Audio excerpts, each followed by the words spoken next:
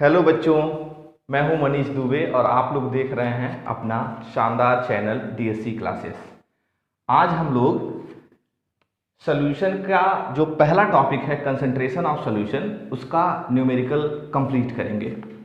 क्योंकि concentration terms के numericals बहुत ज़्यादा हैं, क्योंकि लगभग 6 या 7 टर्म्स हैं अलग से, W/W से लेकर के मोलैलिटी तक। तो ये बहुत ही लंबा वीडियो बना है और मैं आप लोगों से उम्मीद करूंगा कि आप लोग जो है पूरा वीडियो देखेंगे, क्योंकि आखिर इसमें ये बहुत ही इम्पॉर्टेंट टॉपिक है और जो आपके एग्ज़ाम में बहुत ज़्यादा क्वेश्चंस इससे आते हैं। तो पेशेंस के साथ पूरा वीडियो देखिए। और एक और बात है कि इस टॉपिक को अच्छे से कंप्लीट करने के लिए इसके पहले वाला जो वीडियो है उसे ज़रूर देखिए, जिसका जो लिंक है वो नीचे दिया गया है। उस पर क्लिक करके इसके पहले वाला वीडियो जरूर कंप्लीट कर लीजिए, जिससे ये टॉपिक आपको अच्छे से समझ में आए।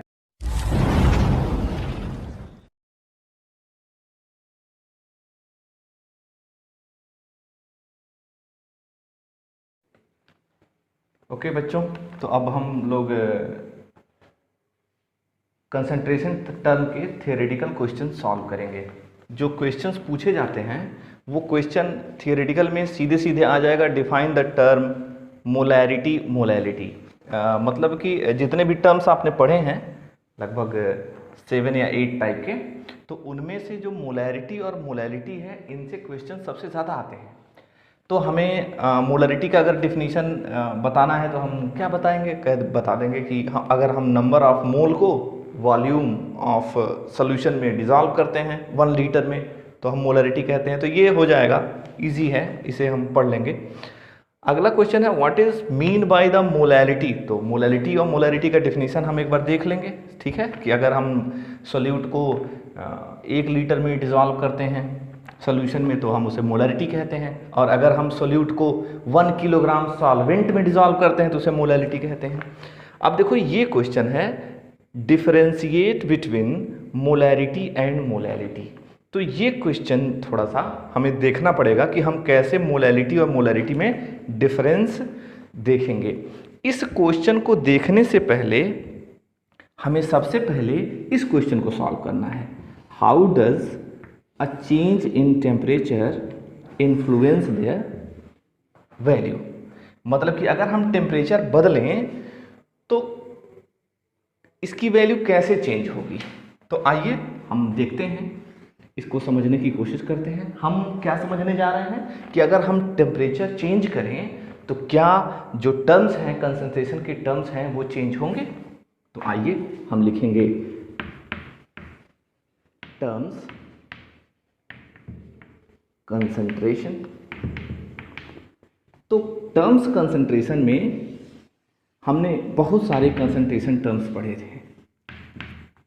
इसमें अब देखिए, जैसे मान लिया कोई एक कंसंट्रेशन टर्म हम ले लेते हैं, मोलैरिटी ले लेते हैं।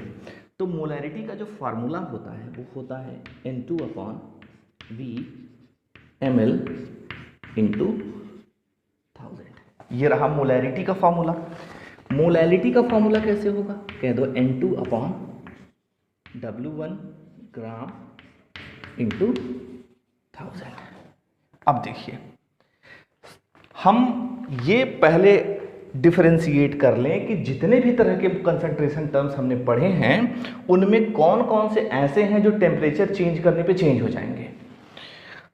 तो उसको समझने के लिए जरा देखिए, तो जैसे मान लिया एक एग्जांपल के तौर पे हम मोलैरिटी लेते हैं। तो इस मोलैरिटी में ये वॉल्यूम यूज हुआ है और हमें पता है कि जब हम टेम्परेचर को चेंज करेंगे तो वॉल्यूम भी चेंज हो जाएगा।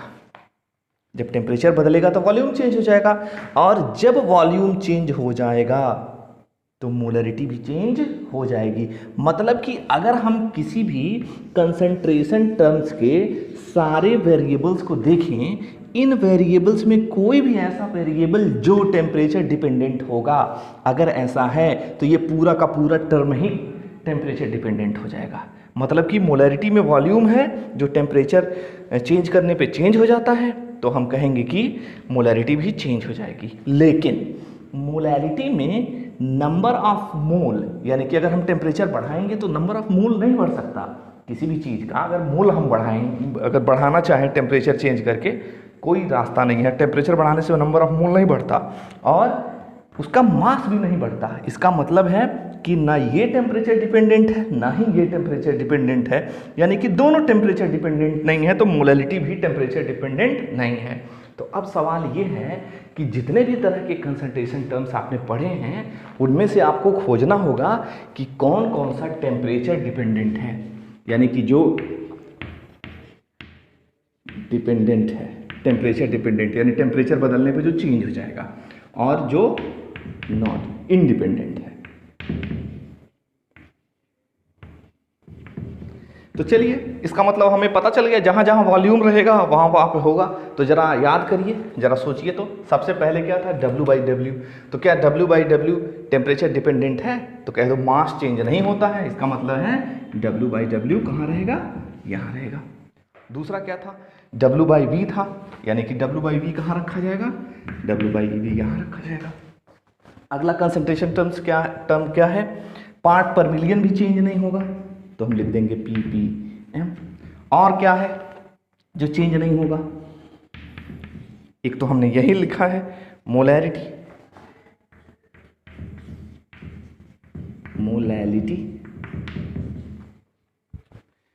और कोई ऐसा टर्म्स, हाँ याद करो, मोल फ्रैक्शन में ऊपर भी मोल क्या था, n1/n1+n2, दूसरा था n2/n1+n2, वो भी चेंज नहीं हो रहा था, तो हम लिख देंगे अगला मोल फ्रैक्शन।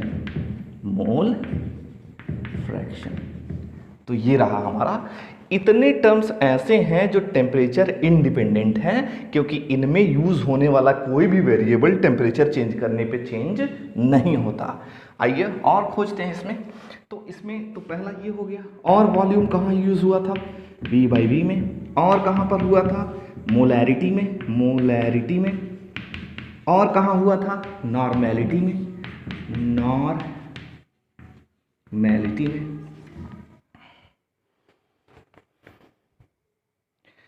तो 1 2 3 4 तो इसमें हम बता देंगे नॉर्मेलिटी में भी वॉल्यूम यूज हुआ था।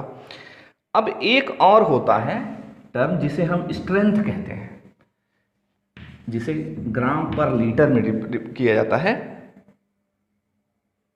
ये भी चेंज नहीं होगा। तो अब बताइए, यहाँ लीटर है, यानी कि हमने ग्राम को, अगर हम इसका यूनिट देखें, स्ट्रेंथ हम इसे कहते हैं, यानी कि ग्राम लीटर इनवर्स, यही ना इसका यूनिट है, यानी कि ग्राम को लीटर में इनवर्स। ये वॉल्यूम है तो ये भी चेंज होगा, ये भी चेंज होगा, ये भी चेंज होगा, ये भी चेंज होगा, ये भी जहाँ जहाँ वॉल्यूम है वहाँ वहाँ चेंज होगा। अब देखो यहाँ पर एक क्वेश्चन बन सकता है ना, आपके दिमाग में आ सकता है कि ऊपर भी वॉल्यूम है नीचे भी वॉल्यूम है, तो जितना ये चेंज होगा उतना ही ये भी चेंज होगा, तो इसमें तो कोई चेंज नहीं आएगा। लेकिन ऐसा नहीं है बेटा, इसमें जो नीचे वाला V है वो सॉल्यूशन का है, उसमें दोनों है। तो अगर टेम्परेचर चेंज करेंगे तो टेम्परेचर और वॉल्यूम, अगर टेम्परेचर बढ़ाने पे जिस रेशियो में सॉल्यूट चेंज होगा उसी रेशियो में सॉल्वेंट चेंज हो, ऐसा ज़रूरी नहीं है। तो इसका मतलब है ये है हमारे। तो ये क्वेश्चंस आपके मेडिकल मतलब नीट के एग्ज़ाम में आ सकते हैं, टेम्परेचर इंडिपेंडेंट असर्शन रीजनिंग में आ सकते हैं, तो इसे आप फेयर कर लीजिए। ये रहा हमारा टेम्परेचर इंडिपेंडेंट और टेम्परेचर डिपेंडेंट, तो इसे फेयर कर लीजिए। फिर हम इसे इरेज करते हैं, अब आगे बढ़ा जाए। तो और कौन सा थियोरेटिकल क्वेश्चन है, कह दो पहला थियोरेटिकल क्वेश्चन तो सीधे सीधे डेफिनेशन पूछेगा, ये हो जाएगा। दूसरा पूछेगा डिफरेंस। तो डिफरेंस अगर हमें बताना है, जैसे मान लो मोलैरिटी और मोलैलिटी का ही बताना है, मान लो है मोलैरिटी और मोलैलिटी का डिफरेंस हमें बताना है। तो पहला क्या लिख देंगे, पहला तो लिख देंगे डेफिनेशन कि if number of moles dissolve in 1 litre of solution is called molarity. अब इसमें लिख देंगे नंबर ऑफ सोल्यूट, तो डेफिनेशन हो जाएगा, यानी इसका भी डेफिनेशन लिख देंगे, इसका भी डेफिनेशन लिख देंगे, तो हो गया पहला। दूसरा है इसको कैपिटल एम से रिप्रेजेंट करते हैं, इसको स्मॉल एम से रिप्रेजेंट करते हैं। तीसरा यूनिट लिख देंगे, इसका भी यूनिट, इसका भी यूनिट लिख देंगे। तो इसका क्या हो जाएगा मोल पर लीटर, इसका मोल क्या होगा अरे ऊपर नंबर ऑफ मोल और नीचे किलोग्राम होता तो मोल केजी इनवर्स। और अब यहां पर देखो टेम्परेचर इंडिपेंडेंट ये है नहीं, ये टेम्परेचर डिपेंडेंट है, ये टेम्परेचर इंडिपेंडेंट है, मतलब टेम्परेचर बदलने पे चेंज नहीं होगा और ये क्या हो जाएगा, चेंज हो जाएगा और ये नॉट चेंज। मतलब टेम्परेचर से जब हम टेम्परेचर बढ़ाएंगे तो ये डिक्रीज कर जाता है, कम हो जाता है। तो ये हो गया दूसरा क्वेश्चन, यानी कि डिफरेंस अगर बताना है तो हम बता लेंगे, 4 पॉइंट लिख देंगे। और क्या है, how does change of temperature influence their value, तो हम बता देंगे कि ये इसमें चेंज नहीं होगा, इसमें जब टेम्परेचर बढ़ाएंगे तो वॉल्यूम भी उसका इंक्रीज हो जाएगा। वॉल्यूम अगर इंक्रीज हो जाएगा, जैसे मान लो ये मोलैरिटी है डायरेक्टली प्रोपोर्शनल टू 1/v है। तो अब जरा देखो तो ये v की वैल्यू अगर हम बढ़ाएंगे तो अगर इसको n से हम डिवाइड कर रहे हैं तो वैल्यू इसकी छोटी हो जाएगी, मतलब कि वैल्यू टेम्परेचर बढ़ाने पे ये बढ़ेगा तो ये कम हो जाएगा, मतलब टेम्परेचर बढ़ाने पे ये डिक्रीज कर जाता है। ये क्वेश्चन हो गया।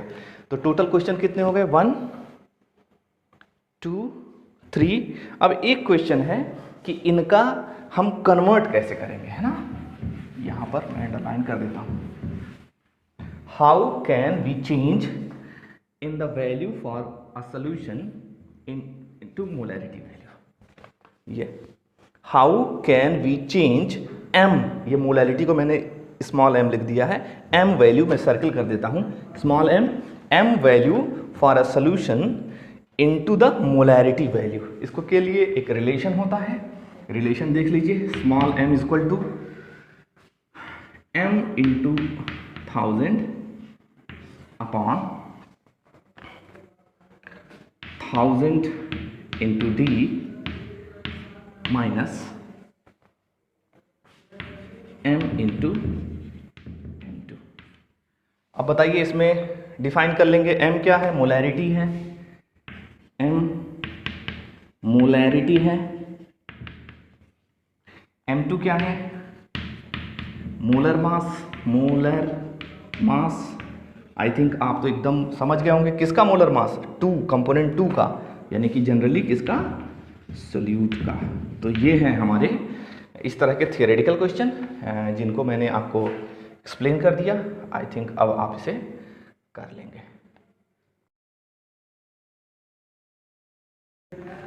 तो अगला क्वेश्चन हमारा मास परसेंटेज पे है। तो मास परसेंटेज का फार्मूला आपको बहुत अच्छे से पता है, W/W। अगर हम कंपोनेंट 2 का परसेंटेज निकाल रहे हैं तो W2 ऊपर लिखेंगे, पहले वाले का निकाल रहे हैं तो हम W2 मतलब सल्यूट का अगर हम निकालेंगे, तो मैंने आपको सिर्फ सल्यूट का ही बताया था, सॉल्वेंट का आप चाहें तो इसी को पलट दीजिए, उल्टा कर दीजिए तो हो जाएगा। मतलब ये जानने वाली बात है कि अगर कंपोनेंट 1 का मास परसेंटेज और कंपोनेंट 2 का मास परसेंटेज आप ऐड करेंगे तो दोनों मिलाकर 100% आएगा। खैर चलिए, आइए इस क्वेश्चन को सॉल्व करते हैं। क्या है, calculate mass percentage of C6 and CCl4 in 22 gram of CCl4 is dissolve in 122 gram of CCl4। चलिए इसका हम W/W परसेंट निकालते हैं। तो W/W परसेंट निकालते हैं। तो अब जरा देखो तो इसमें क्या कह रहा है, mass percentage of benzene and CCl4। देखो दो चीज़ों को मिलाया गया है, किसको किसको, C6H6 बेंजीन को और CCl4 दोनों को ऐड किया गया है। इन 22 gram of CCl4 is dissolved in 122 gram of CCl4। ये क्वेश्चन लग रहा है कि कुछ गड़बड़ हो गया है। 22 ग्राम ऑफ C6H6 है ये, C6H6 मतलब 22 ग्राम C6H6 को डिसॉल्व किया गया है 122 ग्राम ऑफ कार्बन टेट्राक्लोराइड में। तो हम लोगों ने जो अपने एक गुड हैबिट की बात की थी कि सॉल्वेंट को हम कंपोनेंट मान के पहले लिखेंगे CCl4 प्लस C6H6, जिससे हम सॉल्वेंट सोल्यूट में कोई दिक्कत ना हो। तो हम पहले हम निकालते हैं W/W किसका, C6H6 का, सपोज दैट सोल्यूट का हम निकालते हैं। तो इसका मास ऊपर रखेंगे तो इसका मास कितना है, 22 इज डिवाइडेड बाई, अब देखो कंपोनेंट 1 कंपोनेंट 2 ये है, कंपोनेंट 1 वो है, ये फॉर्मूला अप्लाई करेंगे तो क्या हो जाएगा, W1 प्लस W2, तो 122 प्लस 22, इनको ऐड करके इसका परसेंटेज निकाल देंगे तो 15 पॉइंट समथिंग आ जाएगा, इसका आंसर आएगा 15.28। अब देखो ये कंपोनेंट 1 का निकला है, तो हमारे पास एक दूसरा तरीका है। अगर हम कंपोनेंट 2 का अगर हम निकालें W/W, तो क्या होगा, W/W percent is equals to CCl4 का क्या हो जाएगा, 122 डिवाइडेड बाई 122 प्लस 22 इंटू 100। तो इसको हम निकालेंगे तो हमारा कुछ आंसर आएगा। इतना लंबा कैलकुलेशन करने की ज़रूरत नहीं है, हमें करना क्या है, सीधे से 100 में से ये सब्ट्रैक्ट कर देना है। यहाँ पर हमने लिखा है कंपोनेंट 1 का और 2 को हम ऐड करेंगे तो आ जाएगा 100, और हमें पता है कि कंपोनेंट 2 का जो परसेंटेज आया है वो कितना आया, 15.28 आया इज इक्वल टू 100, और हमें कंपोनेंट 1 W1 का निकालना है, इसका परसेंटेज हमें निकालना है, तो निकाल लेंगे तो 100 में से सब्ट्रैक्ट करके यहाँ पर इसका आंसर लिख देंगे। तो ये हो गया हमारा पहला क्वेश्चन। चलिए अब दूसरा क्वेश्चन हम सॉल्व करते हैं।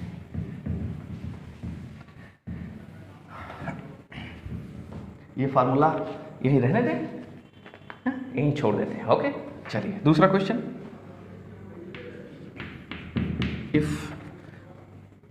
if 5 moles of H2SO4 dissolved in 800 gram of water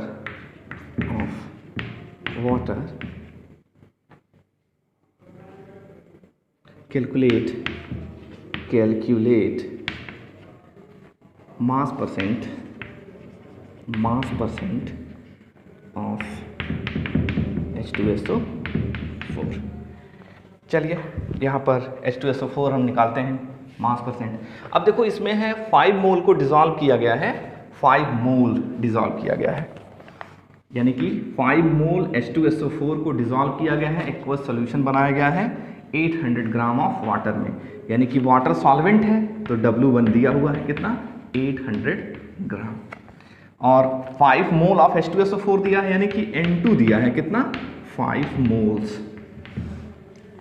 लेकिन फार्मूला तो ये काम चलेगा नहीं, क्योंकि फार्मूले में देखो, फार्मूले में W/W अगर देखा जाए तो यहाँ W का यूज़ हुआ है, W है ही नहीं है, दिया ही नहीं है, तो W निकालेंगे, तो W निकालेंगे तो फार्मूला हमारा होता है N equal to given mass upon molar mass. तो नंबर ऑफ मोल दिया है 5 equals to W upon capital है, मोलर मास इसका कितना होता है, 98 होता है, 98 होता है। अब देखो भाई सॉल्यूट की बात हो रही है तो यहाँ हम 2 लगा सकते हैं, ठीक है, यहाँ भी 2 लगा सकते हैं, तो W2 क्या हो जाएगा, तो W2 इक्वल टू क्या हो जाएगा, 5 इंटू 98। अब तो बहुत इजी हो गया, अब इसी को हम पुट कर देंगे उस फार्मूले में, तो क्या हो जाएगा, W/W परसेंट, और चाहे तो हम क्लियरिटी के लिए हम H2SO4 यहाँ लिख सकते हैं, जिससे हम बता सकें कि H2SO4 यहाँ ऊपर दिया हुआ है, लेकिन फिर भी आप समझ रहे हैं। तो चलिए सोल्यूट का मास कितना है, 5 इंटू 98 इज डिवाइडेड बाई, अब देखिए तो W1 की वैल्यू कितनी है, 800 प्लस इस पूरे को लिखना पड़ेगा, यानी कि 5 इंटू 98 इंटू 100, इसी को हम सॉल्व कर देंगे तो हमारा आंसर आ जाएगा। इसका आंसर आप खुद निकालिए, पॉज करिए वीडियो को और निकालिए। ये कितना, वैसे 37.99, तो पॉज करके निकालिए, देखिए इतना आया है, इतना आया है तो ठीक है, नहीं तो एक बार फिर से चेक कर लीजिए, है ना। तो ये है हमारा दूसरा क्वेश्चन, है ना। ये भी पहले वाले जैसा ही था, लेकिन पहले वाले में सब कुछ W पे था, मास पे था, इसमें मोल दिया था और पूछ रहा था तो मोल से हमने मास पता किया है। अब तीसरा क्वेश्चन, मान लीजिए आपसे कोई पूछता है कि मतलब बताने के लिए, है ना, कि मान लिया एक सोल्यूशन है, a solution of C6H6 NCCl4, NCCl4, यानी कि इसको इसमें डिसॉल्व किया गया है, ठीक है। NCCl4 is 30% W/W, mass percentage है। तो इसका मतलब बताइए आप, मीन्स इसका क्या मतलब है। तो सीधी सी बात है कि दो कंपोनेंट को मिलाया गया है, ठीक है, और हमें पता है कि हमेशा और हमेशा क्या होता है, सॉल्वेंट और सल्यूट मिल करके क्या बनाते हैं, सॉल्यूशन बनाते हैं, है ना। तो अब देखो परसेंट दिया है, कुछ दिया तो है नहीं, तो हमें ये मानना है कि टोटल सॉल्यूशन, अब देखो 30% दोनों मिलकर बनाए हैं, तो सॉल्यूशन का टोटल कितना, हम 100 ग्राम लेंगे। और जो सल्यूट है, सल्यूट का मतलब है C6H6, यानी कि C6H6 कितना लेंगे, 30 ग्राम। ओके, तो सॉल्वेंट निकाल लेंगे, 100 में से 30 सब्ट्रैक्ट कर देंगे, तो कितना आ जाएगा यहाँ 70, यानी कि 70 और 30, ये इस तरह से है। इसे हम डायरेक्ट बता सकते हैं, और हम चाहें तो ऐसे हम फार्मूले में भी रख के इसे बता सकते हैं। तो एक तो तरीका ये है कि इसे ओरल बता दिया जाए, और एक और तरीका है कि हम ऐसे भी लिख सकते हैं W/W % is equal to W2 upon W1 plus W2 into 100। अब तुम सोचो तो इसकी वैल्यू दे रहा है कितना, 30%। तो ये बताओ यहाँ W1 W2 100 रहा होगा, तभी तो 30 डिवाइडेड बाई ये रहा होगा, तो ऐसे भी निकाल सकते हैं। तो ये रहा हमारा एक इजी सा क्वेश्चन। इसकी ज़रूरत तो नहीं थी, लेकिन फिर भी आपको बता दिया गया कि हमें अगर कुछ नहीं दिया है तो हमें ये मान लेना है कि टोटल सोल्यूशन हमारा 100 ग्राम है। चलिए अब अगला क्वेश्चन सॉल्व करते हैं। एक इजी सा है, आप खुद से ट्राई करिए, बहुत ही इजी जैसा है। पिछले वाले क्वेश्चन को रिपीट किया गया है, समझ लीजिए। दिया है 20 gram of glucose is in 100 gram of water. 100 gram of water. Find W/W of glucose. तो सीधी सी बात है, ग्लूकोज को पानी में घोला गया है, 20 ग्राम ग्लूकोज है, तो 100 ग्राम ऑफ वाटर में डिसॉल्व किया गया है। हाँ, तो इसे ऐसे भी कह सकते हैं सॉल्वेंट, या हम मास लिख रहे हैं तो सीधे लिख सकते हैं W1 W2 W। तो W1 कितना है हमारा 20 ग्राम, सॉरी 100 ग्राम सॉल्वेंट है। W2 कितना है 20 ग्राम। इन दोनों को ऐड किया गया है, 20 gram of glucose and in दोनों को ऐड किया गया है, और परसेंटेज पूछा जा रहा है। तो परसेंटेज कैसे निकलेगा भाई, इसका परसेंटेज निकालने के लिए तो हमें फॉर्मूला निकालना पड़ेगा। क्या हो जाएगा, W/W percent is equal to 20 is divided by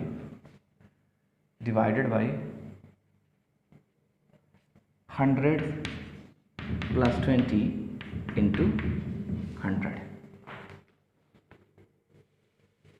okay, ध्यान रखना है, आप इसको परसेंटेज मत समझ लेना। ये परसेंटेज नहीं दिया है कि ये 100 में 20 120 ना, ये ग्राम दिया हुआ है। इसका परसेंटेज हमें निकाल के तब ऐड करना। इन दोनों को ऐड करोगे तो 100 नहीं आएगा, है ना। इनको ऐड करने पे तो 120 ही आएगा।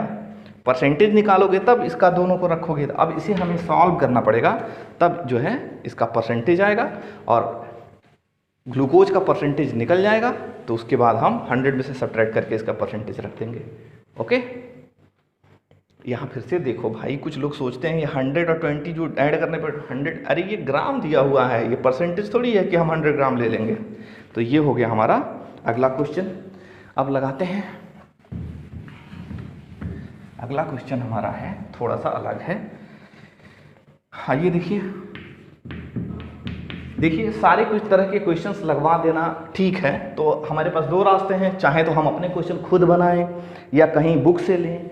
तो सबसे बढ़िया होता है कि एनसीईआरटी के क्वेश्चंस को ही लगा लिया जाए, तो ये ज़्यादा अच्छा रहता है कि क्योंकि कभी कभी अक्सर ऐसा होता है कि नीट के कंपटीशन में के एग्ज़ाम में एनसीईआरटी का सीधा क्वेश्चन ही कॉपी कर लिया जाता है। तो अब आइए इसे देखते हैं। Suppose 100 gram of 100 gram of NaOH present in 100 ml of solution. Calculate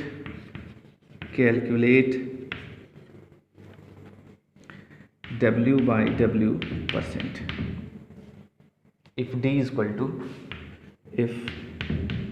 equals to 1.2 ग्राम पर ml। ये रहा। तो सीधी सी बात है, यहाँ पर डेंसिटी क्यों दी गई है, जरा सोचो, पॉज करके अपने जरा ट्राई करो। तो अब जरा देखो, यहाँ पर 110 ग्राम NaOH का दे दिया है और कह रहा है कि वो 100 ml में डिसॉल्व किया गया है, और इसे सपोज करो, इसे कवर कर लो और W बाई W निकालने की कोशिश करो। तो भाई ये तो वॉल्यूम दिया है, मास तो दिया नहीं है। मास के लिए हमें क्या करना पड़ेगा, सबसे पहले मास के लिए हमें इसी डेंसिटी के हेल्प से मास निकालना पड़ेगा। यानी कि अगर हम W बाई W परसेंट निकालेंगे तो क्या करेंगे, W2,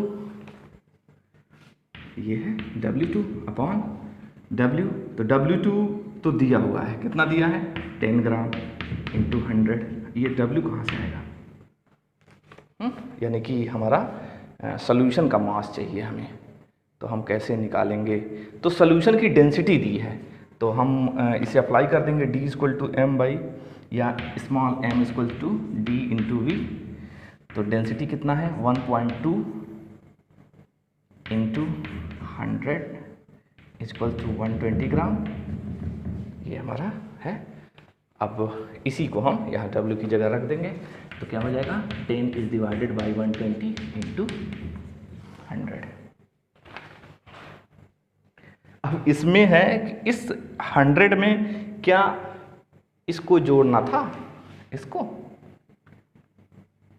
सोचो, क्या इसको इसमें जोड़ना ज़रूरी है, या जोड़ना पड़ेगा या नहीं जोड़ना है, क्या, यानी कि इस 120, सॉरी इसकी बात नहीं, 120 की बात हो रही है। 120 में जो मास आया है, तो आप ज़रा देखिए, यहाँ पर सॉल्यूशन का मास लेना है, W1 प्लस W2 नहीं लेना है, यहाँ सॉल्यूशन का मास यहाँ लिखा हुआ है। तो सॉल्यूशन का मास सॉल्यूशन की डेंसिटी के सहारे हम निकाल रहे हैं, ठीक है, और सॉल्यूशन के ही वॉल्यूम के साथ ये सॉल्यूशन की डेंसिटी, सॉल्यूशन का वॉल्यूम यहाँ पर लिखा हुआ है। चलिए अब इसे सॉल्व कर लेंगे हम, तो आंसर आ जाएगा हमारा। आप खुद से करिए, इतना कर सकते हैं। तो अब आएगा अगला क्वेश्चन हमारा।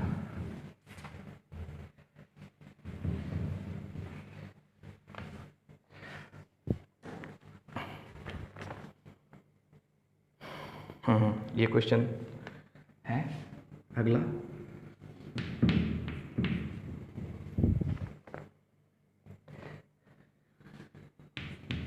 Calculate the mass percent of aspirin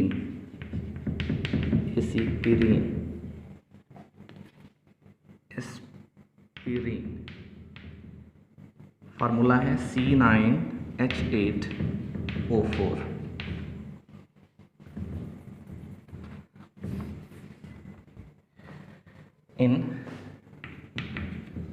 मतलब एस्पिरिन को घोला वाला गया होगा, कहीं किसी चीज़ में मिलाया वाला गया होगा।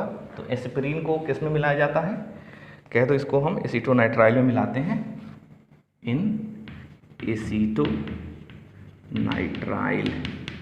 फार्मूला दिया है CH3CN।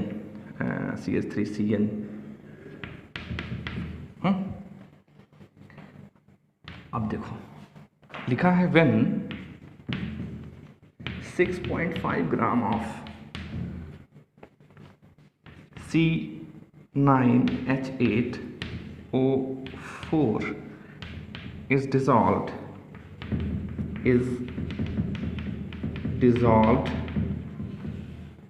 in 450 gram of CH3CN।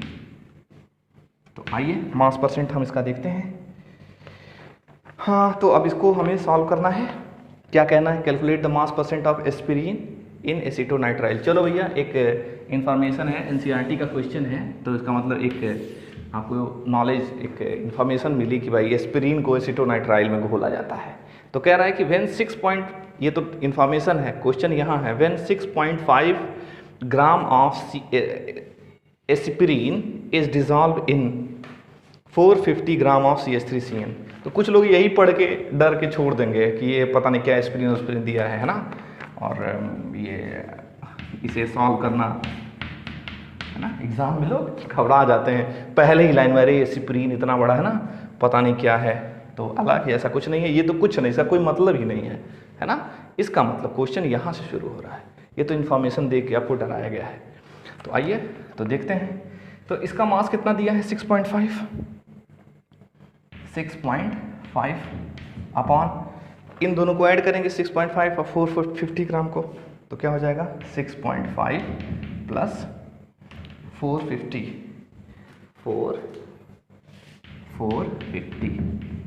Into 100। इसी को सॉल्व कर लेना है, तो सॉल्व करके आप आंसर ला देंगे। इसका आंसर आएगा 1.424। इसे आप मैच जरूर कर लीजिएगा, है ना, क्या पता ये ह्यूमन एरर है ना, आप समझ सकते हैं। चलिए अब अगला क्वेश्चन बहुत ही ज़रूरी है, और ये नीट के या किसी भी कंपटीशन में कभी भी ये आ सकता है, एज इट इज़। कई बार ऐसा देखा गया है कि एनसीईआरटी के क्वेश्चन डायरेक्ट पूछ लिए गए हैं। तो आइए देखिए, ये क्वेश्चन सबसे खास है, देखते हैं आप लोग इसे सॉल्व कर पाते हैं कि नहीं। पहले आप पॉज करके इसे सॉल्व करिएगा। क्वेश्चन है, अ solution is obtained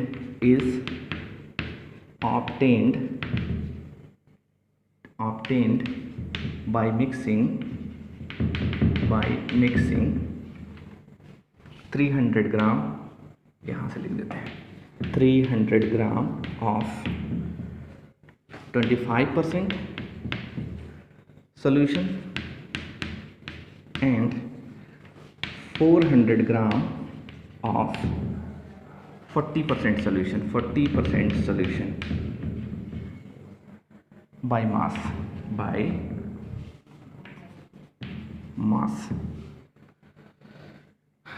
calculate mass percentage of resulting mixture. तो सीधे से इसे एक बार मिला लीजिए। तो ये है हमारा क्वेश्चन, अब हम इसको सॉल्व करेंगे। तो अब जरा देखिए, तो इसमें कह रहा है कि a solution is obtained by mixing 300 ग्राम। अब देखो ये कह रहा है कि दो सॉल्यूशन है, सपोज करो यहाँ लिख देते हैं, यहाँ ठीक रहेगा। ये है हमारा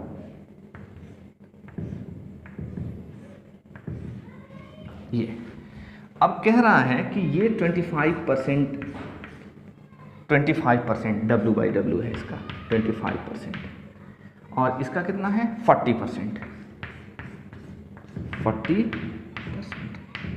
W/W। इतने से ही हम, अब थोड़ा सा सोचो तो सिर्फ इतना ही अगर लिखा रहता, तो अब ये 25% एक सोल्यूशन है, कुछ भी है, तो उसमें सोल्यूट 25 है, बाकी जो बचा हुआ वो सॉल्वेंट है, और दोनों को जोड़ने पे 100 आएगा। मतलब कि अगर हम देखें तो इसमें अगर W1, W2 और W का रेशियो देखें, यहाँ पर भी हम W1, W2 का रेशियो देखें, W1, W2 और W का रेशियो, तो अब जरा देखो तो W2 यहाँ कितना है 25 है, ये कितना है 100 है, और ये कितना है 75 है। इसको इसमें सब्ट्रैक्ट करेंगे तो यहाँ पर कितना आएगा, यहाँ पर आएगा ये 100 है, तो ये 40% है, इसका मतलब ये 40 है, और प्लस यहाँ पर कितना है 60 है। ये एक सोल्यूशन का है, ये एक दूसरे सोल्यूशन का है। मतलब इतना अगर डाटा कहीं दिया रहे कि 25% है, तो हम समझ जाएंगे कि ये 25 है, अगला 75 और ये इतना है। तो कह रहा है कि ये जो 25% सोल्यूशन है वो 100 ग्राम नहीं है, कितना है 300 ग्राम है। मतलब ये 3 टाइम्स इंक्रीज कर गया। भाई तुम सोचो, ये जो है 100 कितने टाइम्स इंक्रीज कर गया, 3 टाइम्स, तभी तो ये 300 हो गया। इसका मतलब ये भी 3 टाइम इंक्रीज हो जाएगा, तो क्या हो जाएगा 25 इंटू 3। ये कितना हो जाएगा, कह दो ये भी 75 इंटू 3 हो जाएगा। ये अब जरा देखो ये कितने टाइम इंक्रीज कर रहा है, ये 100 होता लेकिन है कितना, यानी कि ये 4 टाइम इंक्रीज कर गया, यानी कि ये भी क्या हो जाएगा 40 इंटू 4, और ये हो जाएगा हमारा 60 इंटू 4। इन दोनों को ऐड करेंगे तब ये टोटल जोड़ने पे 400 आएगा। आप करके देख लीजिए, ये 400 आएगा। अब जरा देखो इसमें जो है ये सल्यूट है और ये सल्यूट है और ये सॉल्वेंट है, ये सॉल्वेंट है, तो सल्यूट सल्यूट मिलकर सल्यूट बनाएगा, सॉल्वेंट सॉल्वेंट मिलकर सॉल्वेंट बनाएगा। तो अब हम इसी से सल्यूट का W/W% निकाल लेंगे। तो आपको पता है कि सल्यूट को हम ऊपर लिखेंगे W2 को, तो W2 कितना है 25 इंटू 3 और प्लस ये भी दोनों मिल जाएगा एक में, तो क्या हो जाएगा 25 इंटू 3 प्लस कितना हो जाएगा 40 इंटू 4। ये हमारा सल्यूट हो गया। अब नीचे क्या होता है W1 प्लस W2, तो कहे तो ये तो हमें उतारना ही पड़ेगा, सॉल्वेंट भी ऐड करना पड़ेगा, तो सॉल्वेंट क्या हो जाएगा 75 इंटू 3 प्लस अगला है 60 इंटू 4, हाँ 60 इंटू 4 ये प्लस। अब देखो ये सिर्फ और सिर्फ सॉल्वेंट है, अब हमें सल्यूट भी इसमें ऐड करना, तो सल्यूट ऊपर लिखा हुआ है, इन दोनों को जोड़ देना है। तो क्या करना है 25 इंटू 3 प्लस 40 इंटू 4 और इंटू 100। अब जरा देखो तो ये है ऊपर वाला, ये W2 है, नीचे W1 प्लस W2, यही लिख देता हूँ, ये W1 है, सॉरी W2 है, ये क्या है W1 है, ये क्या है W2 है, इन दोनों को ऐड किया गया। इसका आप निकाल लीजिए, निकाल कर आंसर लिख लीजिए। अब हम अगला क्वेश्चन करेंगे, तो इसे सॉल्व करिए, सॉल्व करने के बाद हमारा आ जाएगा 33.57% इसका। अब वाटर का मान लो कि इसमें कुछ है नहीं तो दूसरा है, मान लो इसमें पानी में घोला गया है, तो वाटर का अगर निकालना होगा तो 100 में से इसे सब्ट्रैक्ट कर देंगे। आई थिंक ये क्वेश्चन हो जाएगा। अब होगा हमारा अगला क्वेश्चन, सीरीज करते हैं। क्वेश्चन अच्छा था, है ना, अलर्ट रहना नीट के लिए, कभी भी ये आ सकता है आगे, कई बार ऐसा देखा गया है नीट में।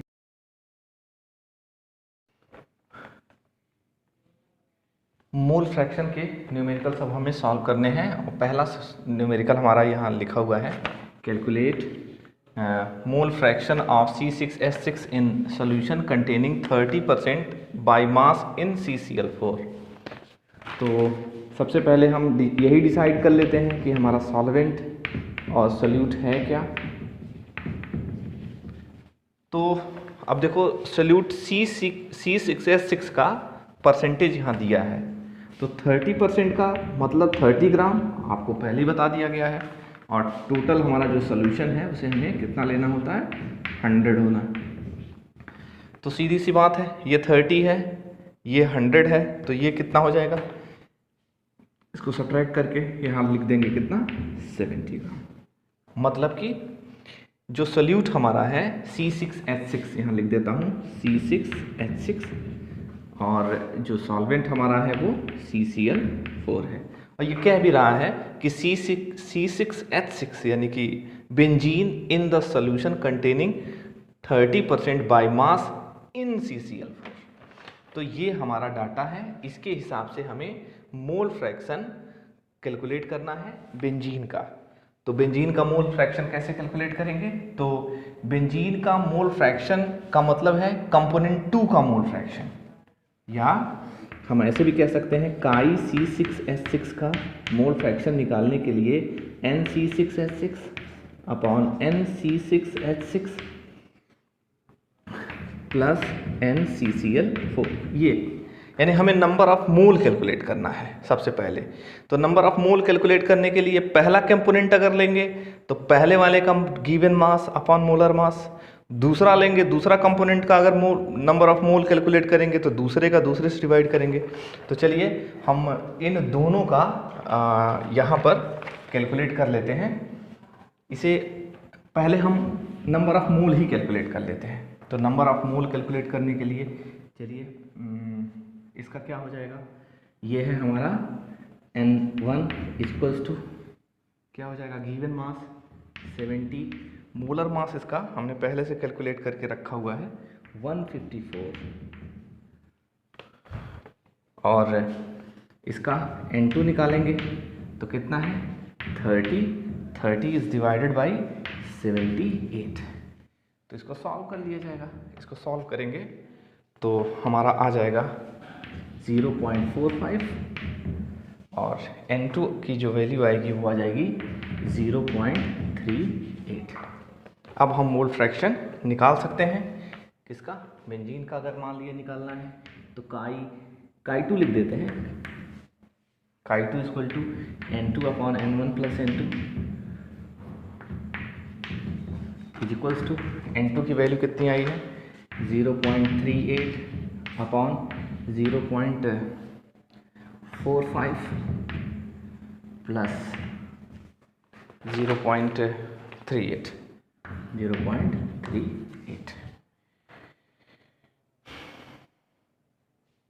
तो अब आप इसे कैलकुलेट करेंगे तो आई थिंक आ जाएगा 0.457। तो ये निकल गया हमारा। अब हम काई2 निकाल सकते हैं। काई2 हमारा निकल गया, काई1 निकाल सकते हैं।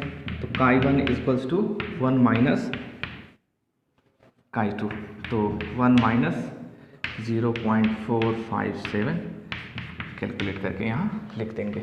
तो ये तो हुआ हमारा एक क्वेश्चन मोल फ्रैक्शन का। तो मोल फ्रैक्शन के ऐसे ही हम चाहें तो ऐसे भी निकालेंगे तो बड़ा कैलकुलेशन होगा, N1 upon N1 plus N2 करना पड़ेगा। तो हम इसे 1 में से सब्ट्रैक्ट करके दूसरे वाले कंपोनेंट का मोल फ्रैक्शन निकाल सकते हैं अगर हमें पहले वाले का पता है तो 1 में से उसे सब्ट्रैक्ट करके। चलिए अब दूसरा न्यूमेरिकल सॉल्व करते हैं। दूसरा है calculate the mole fraction, calculate the mole fraction of ethylene glycol, ethylene glycol, formula C2H6O2 होता है इसका, लिख देता हूँ मैं C2H6O2 in a solution, in a solution containing 20% of C2H6O2। तो मोल फ्रैक्शन कैलकुलेट करना है, वही पुराना तरीका हमें करना है। सॉल्वेंट और सोल्यूट डिसाइड करना है। तो एक हो गया सॉल्वेंट, दूसरा हो गया सोल्यूट। तो आप ज़रा देखिए तो 20% है तो ये हो जाएगा हमारा C2H6O2। सॉल्वेंट तो कुछ दिया नहीं है तो हम इसकी जगह क्या यूज़ कर लेंगे, वाटर यूज़ कर लेंगे। अब ज़रा सोचो तो ये दिया है 20, तो ऑब्वियसली जो दूसरा वाला वो हो जाएगा कितना, 80 हो जाएगा। अच्छा H2O का मोलर मास हम यहीं पे, अब चूंकि ये सॉल्वेंट है तो ये कंपोनेंट 1 है तो यहाँ से N1 निकलेगा, यहाँ से N2 निकलेगा, तो यहीं से कैलकुलेट कर लेते हैं। तो ये क्या हो जाएगा 80 इज डिवाइडेड बाई 18। अरे भाई मोल फ्रैक्शन हमें निकालना है तो नंबर ऑफ मोल निकालना पड़ेगा जैसे पिछले वाले में किया था। तो N1 निकालने के लिए गिवन मास अपन मोलर मास, तो ये हो जाएगा हमारा 80 ग्राम और ये हो जाएगा 20 ग्राम। तो 80 ग्राम को इसके मोलर मास से डिवाइड करेंगे तो इसका मोलर मास कितना हो जाएगा 12, 12 दूनी 24, 6,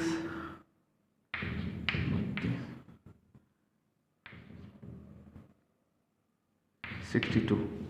तो इसको हम 62 से डिवाइड कर देंगे, तो ये आ जाएगा 72 4.444 और इसकी जो वैल्यू आ जाएगी, इसकी दूसरे वाले कंपोनेंट की आ जाएगी ये मैंने पहले से कैलकुलेट करके रखा है 0.322।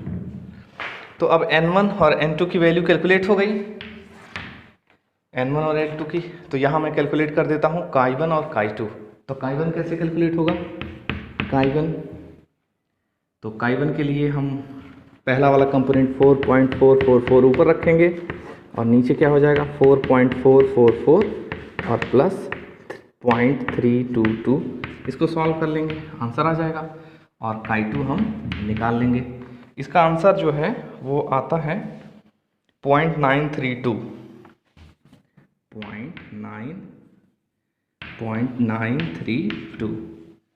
तो दूसरे वाले का ये chi1 का हो जाएगा। तो अब दूसरे वाले कंपोनेंट chi2 का आप कैलकुलेट कर सकते हैं, ये हो गया। अब हमारा थर्ड क्वेश्चन है, मोल फ्रैक्शन पे ज़्यादा क्वेश्चन दिया नहीं है, तो सिर्फ अब लास्ट क्वेश्चन है, उसके बाद फिर हम अगला मोलैरिटी के क्वेश्चन सॉल्व करेंगे। तो पहले तो एक और क्वेश्चन सॉल्व कर लिया जाए, इस बार आपकी बारी है, तुरंत इसे पॉज करके खुद से ट्राई करिए आप। Calculate the mole fraction of NaCl, calculate the mole fraction of NaCl solution having 5% aqueous solution of NaCl W/W। अब देखो ये NaCl का जो एक्वस सोल्यूशन है उसका जो W/W मास परसेंटेज दिया हुआ है वो परसेंटेज है 5, यानी कि आप समझ सकते हैं वही काम करना है ना। सॉल्वेंट डिसाइड कर लेते हैं, सोल्यूट कर लिख देते हैं। तो सॉल्वेंट कितना है हमारा, सोल्यूट तो हमारा 5 है, ये कितना हो जाएगा 95। टोटल सोल्यूशन 100 होता ही है, ग्राम ले लेते हैं, ग्राम ले लेते हैं, ग्राम ले लेते हैं। ओके, और आपको पता है इसका N1 हम निकालेंगे, तो N1 निकालेंगे, इसका N2 निकालेंगे, तो इसको इसके मोलर मास से डिवाइड कर देंगे। तो इसका मोलर मास कितना है 95 डिवाइडेड बाई 18, इसका 5 NaCl का मोलर मास मैंने पहले से कैलकुलेट करके रखा है 58.5। अरे Na का 23 होता है, ये लिख दो 23, और Cl का होता है 35.5, तो ऐड करो 5 8 हो गया 58.5। तो ये N1 निकल गया, N2 निकल गया। अब इसी को हम मोल फ्रैक्शन कैलकुलेट कर सकते हैं। तो क्या हो जाएगा 95/18 डिवाइडेड बाई 95/18 प्लस 5/58.5। इससे chi1 कैलकुलेट कर लीजिए, chi2 के लिए 1 में से उसे सब्ट्रैक्ट कर लिए। ये है हमारा मोल फ्रैक्शन का न्यूमेरिकल। अगला न्यूमेरिकल, तो अगला अब मोलरिटी का क्वेश्चन सॉल्व करेंगे, और ये है हमारा मोलरिटी का एक क्वेश्चन। तो सबसे पहले मोलरिटी का फार्मूला देख लेते हैं। मोलरिटी का फार्मूला क्या था, N2/V था, और हम चाहें तो N2 की जगह W2/M2 लिख कर सकते हैं अगर V लीटर में लेंगे। अगर ml में लेंगे तो 1000 से इंटू होगा, और इस फॉर्मेट में हम इसे भी बदल सकते हैं। तो यही फार्मूले हैं मोलरिटी के, इनमें से कोई एक अप्लाई होगा। आइए देखते हैं क्या क्या दिया हुआ है। तो क्या है, calculate the molarity of a solution containing 5 gram of NaOH in 450 ml solution. यानी कि ये देखो 450 ml सोल्यूशन दिया है, यानी कि V कितना दिया है 450 ml। अब देखो ये क्या दिया है, W2 दिया है। W2 क्या है 5 ग्राम है, और NaOH है, NaOH है, तो NaOH का जो मोलर मास होता है वो कितना होता है, M2 इक्वल टू कितना होगा 23 + 16 + 1 40, यानी कि M2 कितना हो गया 40। तो W2 भी है, M2 भी है, V ml में है, तो हम ये वाला फॉर्मूला अप्लाई कर देंगे। तो फॉर्मूला क्या हो जाएगा हमारा, W2/M2 यानी कि 5/40 molarity equal to 5/40 into 1000/450 ml। अब इसी को सॉल्व कर दीजिए, ये कैंसिल हो जाएगा, ये भी कैंसिल हो जाएगा, इसको सॉल्व करेंगे तो ये हो जाएगा 50/4 इंटू 40 इक्वल्स टू 4। इसको सॉल्व करने पे आ जाएगा 5/2 इंटू 9 इक्वल टू, इसको सॉल्व करने पे एक कैलकुलेशन मैंने करके रखा हुआ है, आ जाएगा 0.279। ये है हमारा ये क्वेश्चन, सिंपल सा क्वेश्चन था। आइए अब अगला क्वेश्चन देखें, इसे इरेज करें।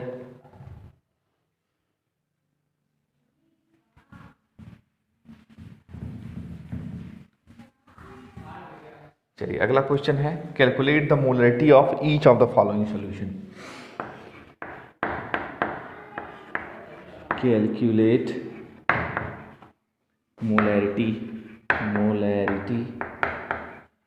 Of each of the following solution।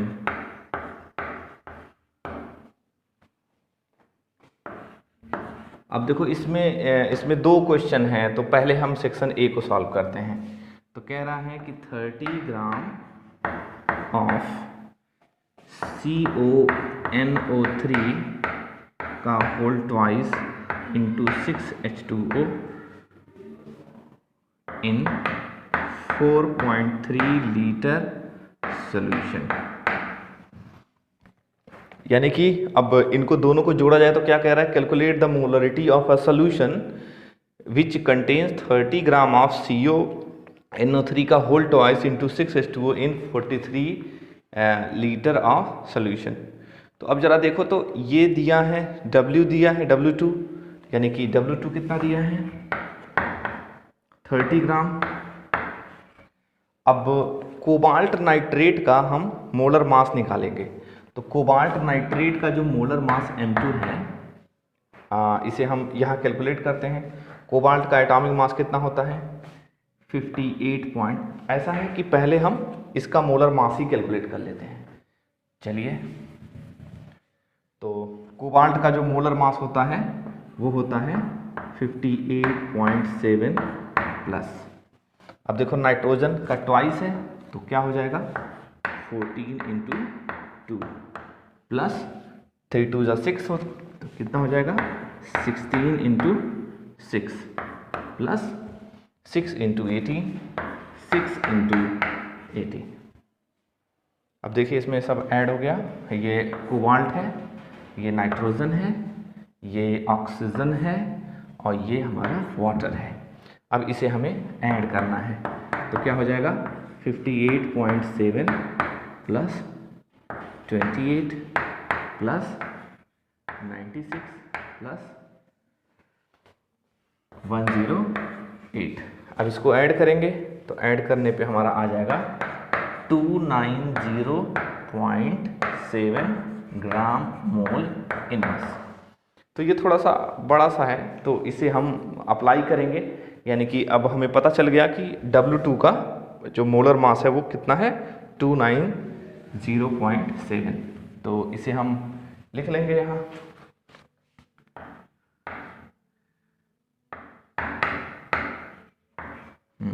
तो चलिए W2 equal to 30 gram, M2 equal to कितना आया था 290.7, 290.7, हाँ 290.7 ग्राम मोल इनवर्स।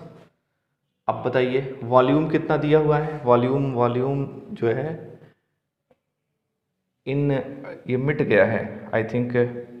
वॉल्यूम कितना दिया था इन 4.3 लीटर, 4.3 लीटर ऑफ सोल्यूशन। तो वॉल्यूम कितना है V इक्वल टू 4.3 लीटर। तो यहाँ ऑलरेडी लीटर दिया हुआ है, तो हम चाहें तो लीटर वाला फार्मूला अप्लाई करें, अदरवाइज अगर इसे करें तो इसे मिलीलीटर में कन्वर्ट करना पड़ेगा। तो क्यों ना हम ये लीटर वाला ही फार्मूला अप्लाई कर दें। तो क्या हो जाएगा W2 equal to 30 upon 290.7 into 4.3। इसी को सॉल्व कर दीजिए, आंसर आ जाएगा। आंसर आएगा, मैंने पहले से कैलकुलेट करके रखा है, 0.024 m। ये हो गया। यानी कि अगर हम 30 ग्राम वाले इस कंपाउंड के, मान लिया कोई सोल्यूशन है जो 4.3 लीटर है, जिसमें 30 ग्राम ये है कोबाल्ट नाइट्रेट, तो उसकी जो मोलरिटी होगी वो होगी 0.024 m। चलिए इसका बी सेक्शन सॉल्व करते हैं। तो इसका बी सेक्शन कैसे सॉल्व होगा, आइए। तो बी सेक्शन इसका है 30 ml of 0.5 m H2SO4 diluted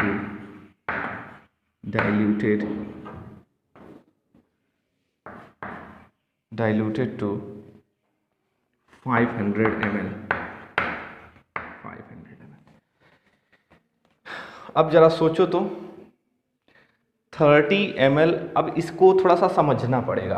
अब तुम सोचो, ये एक सॉल्यूशन लिया गया है, इसकी मोलैरिटी जो है 0.5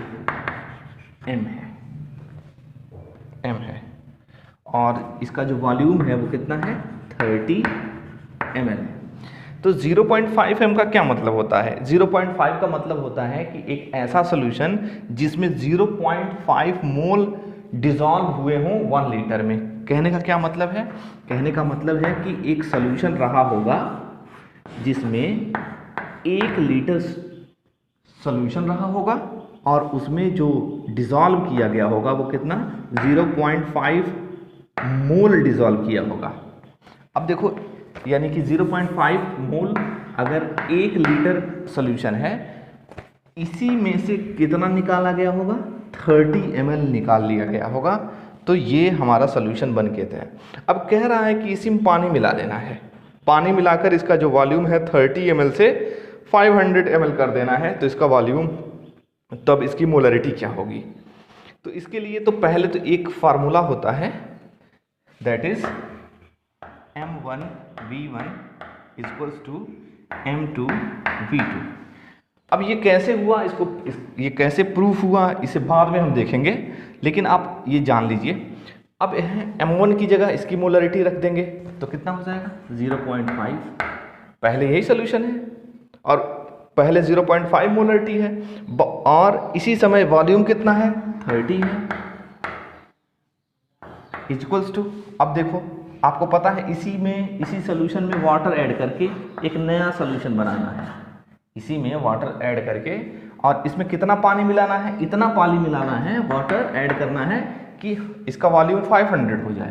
तो अब बताना है इसकी मोलरिटी कितनी है।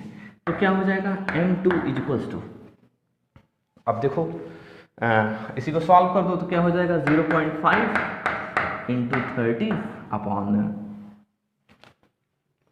500। इसी को सॉल्व कर दीजिए, आंसर आ जाएगा, और आंसर जो आएगा वो आएगा 1.5 अपॉन 50, मतलब कि 15 अपॉन 500, ये आंसर होगा। तो कह दो ये फार्मूला तो हमें पता नहीं है, अगर ये फार्मूला ना हो तो क्या दूसरा तरीका भी अप्लाई कर सकते हैं? हाँ, एक तरीका और है, उसे ज़रा देखिए, वो यहाँ से आएगा। यहाँ से तुम जरा सोचो, तुम सोचो कि 1 लीटर सोल्यूशन जो है, उस 1 लीटर में जो मोलरिटी ये ली गई है, यानी कि अगर जब ये 1 लीटर सोल्यूशन रहा होगा, मान लो यहाँ 1 लीटर सोल्यूशन है, अब बताओ इस 1 लीटर सोल्यूशन में 0.5 मोल घुले हुए हैं। अब मैंने कहा इसमें से कितना ml निकाला गया है? 30 ml निकाला गया है, यानी कि इसमें से 30 ml निकाल कर अलग करो, इसमें से थोड़ा सा 30 ml निकाल के अलग करो। अब ये कितना हो जाएगा? 30 ml। अब तुम ये बताओ, जब ये 1 लीटर था, यानी कि 1000 मिलीलीटर था, तब इसमें सोल्यूट कितना डिसॉल्व था? 0.5 था। 30 ml है तो कितना डिसॉल्व होगा? तो पहले आइए कैलकुलेट करते हैं। हम कहेंगे जब 1 लीटर या 1000 ml सोल्यूशन था, तो उसमें जो सोल्यूट था वो कितना था? 0.5 मोल था। तो अब इसमें से कितना लिया गया है? 30 मोल लिया गया है, 30 मोल लिया गया है। तो अब नंबर ऑफ मोल कितना डिसॉल्व हुआ होगा? तो इसके लिए हम यूनिटरी मेथड लगाएंगे, तो क्या होगा? 0.5 इंटू, पहले 1 का निकालेंगे तो ये नीचे चला जाएगा, तो 0.5 अपॉन 1000 इंटू 30। तो ये इसका जो आंसर है वो मोल में है, यानी कि तुम सोचो, यानी कि 30 ml सोल्यूशन में जो सोल्यूट कितना होगा? इतना मोल होगा, 0.5 अपॉन 1000। इसको चाहो तो आप सॉल्व भी कर सकते हो, तो ये आंसर आएगा इसका 0.1015 मोल, यानी कि 30 ml में 0.5 मोल है। अब इसी को 500 ml कर देना है तो मोलरिटी कितनी होगी? तो मोलरिटी में नंबर ऑफ मोल तो यहाँ मिल गया हमें, अब इसी को हम अप्लाई कर देंगे फॉर्मूले में। तो मोलरिटी का फार्मूला क्या है? मोलरिटी का फार्मूला, तो molarity is equals to N2 upon V ml into 1000। तो N2 कितना है? 0.015। वॉल्यूम कितना है? लीटर। 500 ml हमें बनाना है, 500 ml इंटू 1000। इसी को कैलकुलेट कर दीजिए, आंसर आ जाएगा 0.03। जितना आंसर वहां आया है उतना ही आंसर यहां आया है। तो पिछला वाला कैलकुलेशन अगर आप देखेंगे तो जितना आंसर वहाँ आएगा वही आंसर यहाँ भी आएगा। तो ये अल्टरनेट तरीका था, लेकिन जो सबसे ज़्यादा फेमस है वो M1V1 इक्वल टू M2V2 ये चलता है। M की जगह क्या रखना है? उसकी मोलैरिटी पुट कर देनी है। तो ये रहा हमारा एक और क्वेश्चन। अब अगला क्वेश्चन सॉल्व करेंगे। तो आइए देखिए अगला क्वेश्चन क्या है। अगला क्वेश्चन है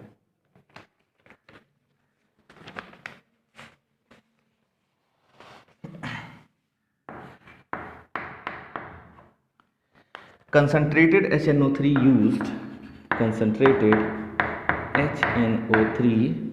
used in laboratory.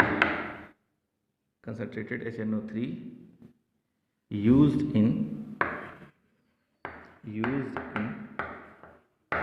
laboratory work is 68%. Nitric acid by mass in aqueous solution,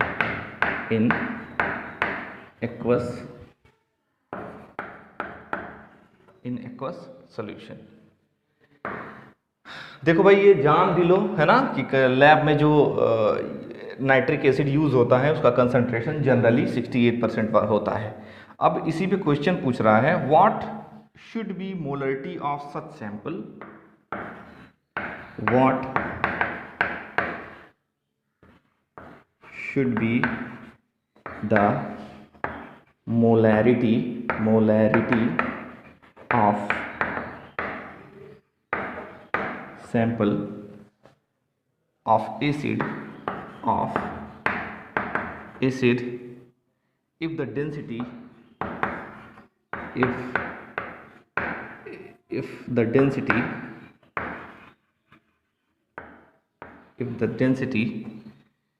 of solution is 1.504 gram ml inverse. तो अब जरा देखिए, तो क्वेश्चन देखिए क्या है कि what should be the molarity of a sample of acid if density is 1.5। चलिए, तो अब मोलरिटी पूछ रहा है, तो मोलरिटी के लिए हमें क्या क्या पता होना चाहिए। अब तुम ये देखो 68% दिया हुआ है, तो तुम्हें पहले से ही बता दिया गया है कि ये 100 ग्राम सपोज कर लेंगे, तो सपोज ये क्या है 68 ग्राम है HNO3 का, यानी कि W2 है। और HNO3 का जो मोलर मास होता है वो होता है 63। HNO3 का जो मोलर मास होता है वो होता है 63। अरे भाई कैलकुलेट कर लो ना, हाइड्रोजन का 1 प्लस नाइट्रोजन का 14 और 48, इसको ऐड करो 3124, ये 63 आ जाएगा। ओके, और इसमें वॉल्यूम नहीं दिया हुआ है, यानी कि फार्मूला क्या होता है, मोलैरिटी इक्वल्स टू वहाँ वाला फार्मूला, तो क्या हो जाएगा W2 यानी कि 60/63 इंटू 1000 अपॉन वॉल्यूम। अब वॉल्यूम हमारे पास है नहीं, अब हम क्या करेंगे, तो वॉल्यूम हम इस डेंसिटी से निकालेंगे। तो डेंसिटी से वॉल्यूम निकालेंगे तो V इक्वल्स टू क्या हो जाएगा, V इक्वल्स टू W/D, इसी फॉर्मूले से लगा देंगे। तो W कितना दिया हुआ है, तो अच्छा ये देखो, तो W2 ये किसका है, सोल्यूट का मास, यहाँ थोड़ा सा ध्यान दो, W2 जो है सोल्यूट का मास है। अच्छा, W1 निकालने के लिए इसे 100 में से सब्ट्रैक्ट कर दिया जाता है, आपको अच्छे से याद है, 100 में से इसे सब्ट्रैक्ट कर दिया जाता है। इसका मतलब है कि ये सॉल्वेंट का मास, ये सोल्यूट का मास, यानी कि टोटल जो सॉल्यूशन का जो मास है उसे हम लोग 100 ले रहे हैं। तो क्या हो जाएगा, तो यानी कि W की जगह पे हम क्या पुट कर देंगे 100 ग्राम, और इसको हम डिवाइड कर देंगे 1.504 उसकी डेंसिटी से। तो इसे सॉल्व करेंगे तो हमारा आंसर आ जाएगा 66.49। अब इसी 66.49 को इस वॉल्यूम वाली जगह पे हम पुट कर देंगे, तो उसे हम यहाँ कर देते या नीचे ही सॉल्व कर देते हैं, जगह तो है। तो क्या हो जाएगा, ये इतना फेयर कर लीजिए, आगे हम कर देते हैं फिर से। मोलैरिटी इक्वल टू, तो मोलैरिटी इक्वल टू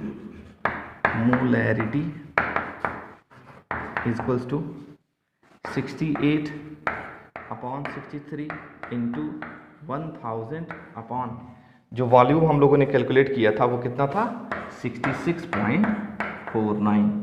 इसी को सॉल्व कर लीजिए, मोलरिटी आ जाएगी। इसको सॉल्व करने पे जो मोलरिटी है वो आ रही है 16.23। ये हो गया हमारा एक क्वेश्चन। चलिए अगला क्वेश्चन देखते हैं। तो आई थिंक इसमें तो कुछ था नहीं, इसी डेंसिटी के हेल्प से हमने ये वॉल्यूम कैलकुलेट किया। चलिए अगला क्वेश्चन देखते हैं। अगला क्वेश्चन हमारा है calculate the amount of benzoic acid. Calculate the amount of benzoic acid. Benzoic acid का फॉर्मूला लिख देते हैं C6H5COOH required for preparing required for preparing 250 ml, 250 ml, आप खुद से ट्राई करिए, of 0.15 m solution of methanol यानी कि CH3OH। अब हम यहाँ इसका मोलर मास लिख देते हैं C7। अब इसे हम कार्बन 7 हो जाएगा, तो कार्बन 7 84, इसका मोलर मास है 122।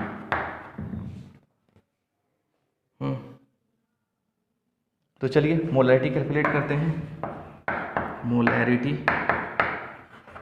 क्या है? Calculate the amount of C6H6, नहीं मोलैरिटी नहीं कैलकुलेट करनी है, amount of benzoic acid calculate करना है, required for preparing 250 ml 0.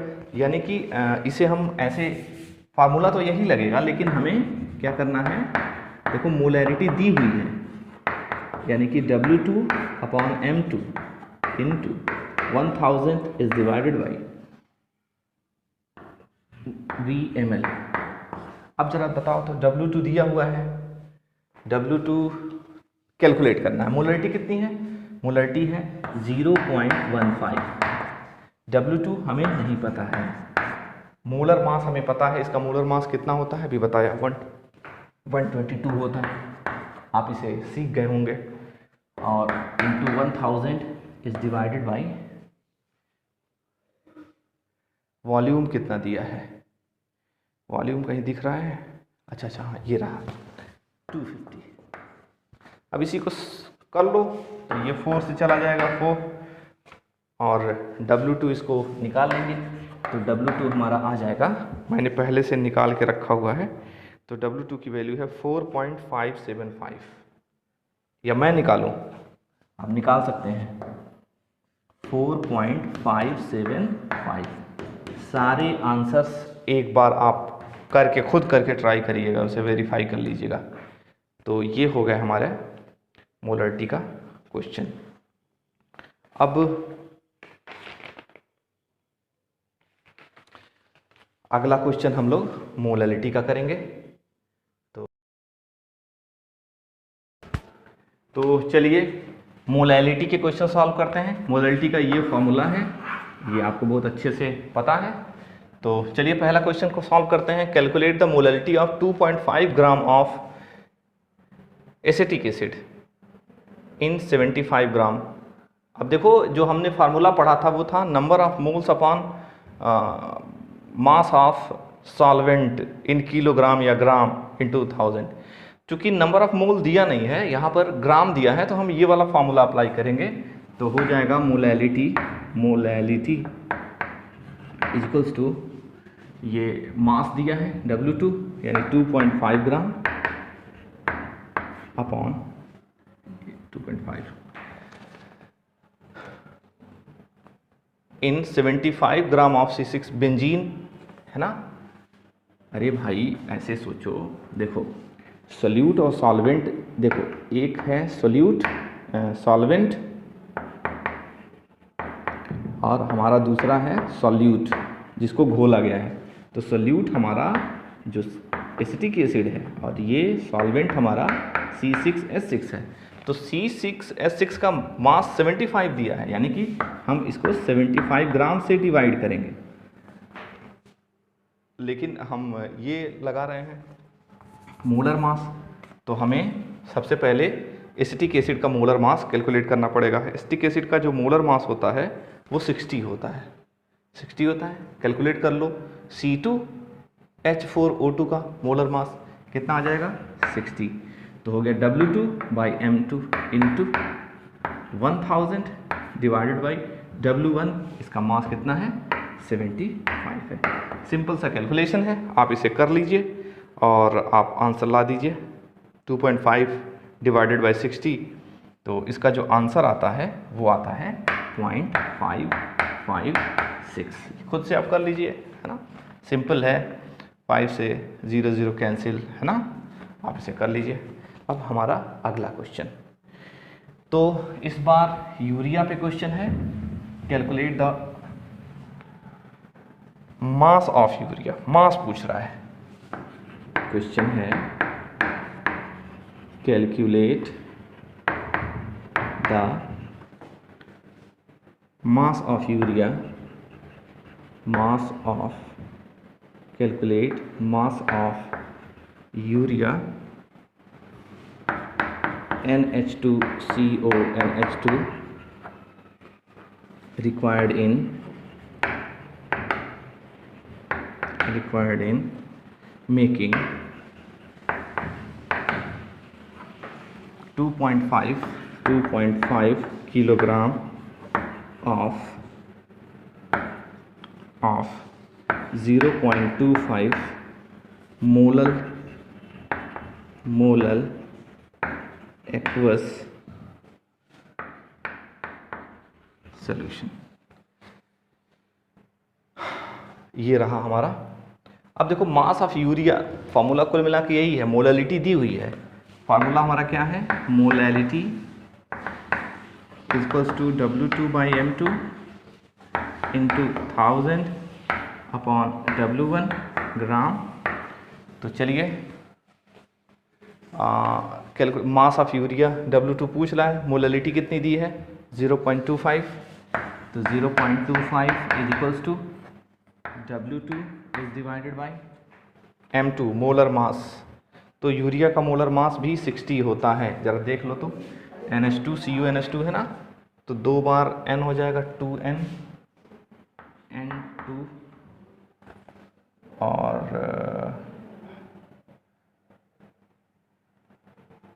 Carbon एक हो जाएगा C या ऑक्सीजन और हाइड्रोजन हो जाएगा 4। तो 14 2 28, कार्बन का 12, 16, 4 इसी को ऐड करना है। तो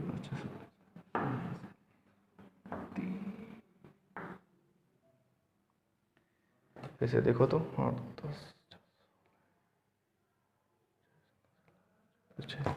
ये आ गया 60, यानी कि ये M2 की वैल्यू कितनी हो जाएगी 60 into 1000 upon W1।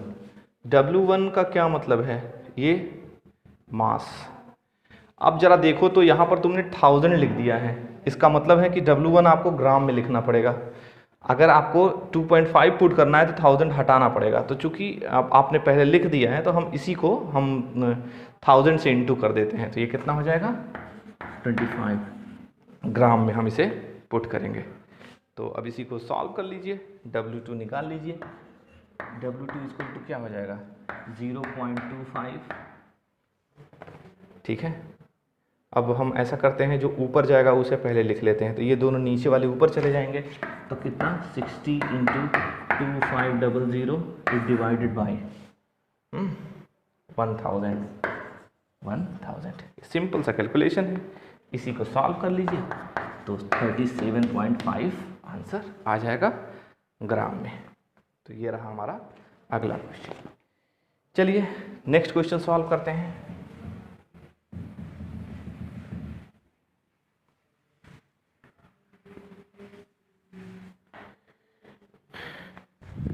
Next question नेलोरफेन के बारे में है।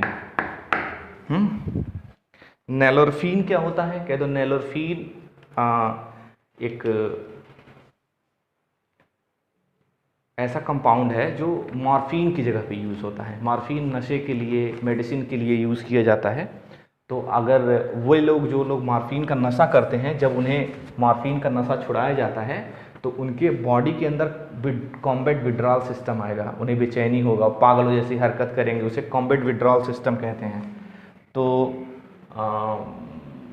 जब इस तरह का सिम्टम आता है कॉम्बैट विड्रॉल सिस्टम, तो हम उसे नेलोरफीन देते हैं उससे बचने के लिए। तो नेलोरफीन और जो मॉर्फिन होता है वो एक जैसे होता है। तो कुल मिला के अगर कोई पूछे मॉर्फिन और नेलोरफीन में सिमिलरिटी है, तो क्या सिमिलरिटी है और डिफरेंस क्या है। सिमिलरिटी, दोनों मॉर्फिन एक जैसे हैं गैस, और एक को यानी कि नेलोरफीन को मॉर्फिन का नशा छुड़ाने के लिए यूज़ किया जाता है। खैर चलिए न्यूमेरिकल देखिए,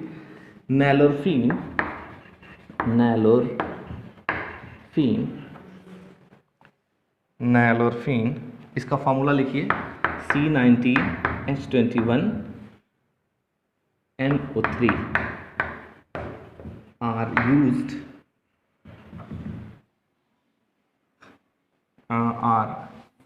NO3 similar to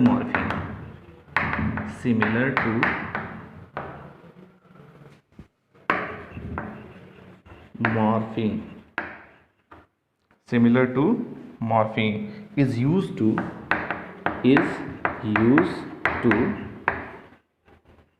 combat withdrawal symptom।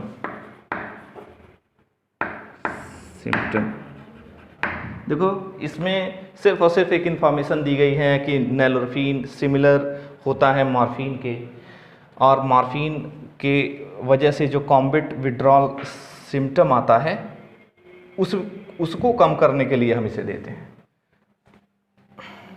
अब अचानक किसी का जो है मॉर्फिन की आदत थोड़ी छुड़ा दी जाएगी सडन, है ना, उसे धीरे धीरे डोज कम करना होगा, तो मॉर्फिन नहीं दिया जाएगा, उसे एडमिट करके पहले नैलोरफीन दिया जाएगा ज़्यादा, फिर धीरे धीरे उसे कम करके छुड़ाया जाएगा। खैर चलिए, तो ये है हमारा एक इन्फॉर्मेशन। अब क्वेश्चन क्या पूछ रहा है, क्वेश्चन पूछ रहा है कि dose of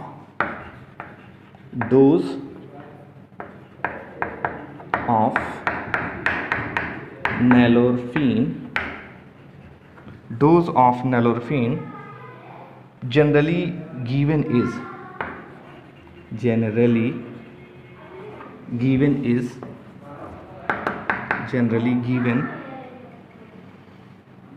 is 1.5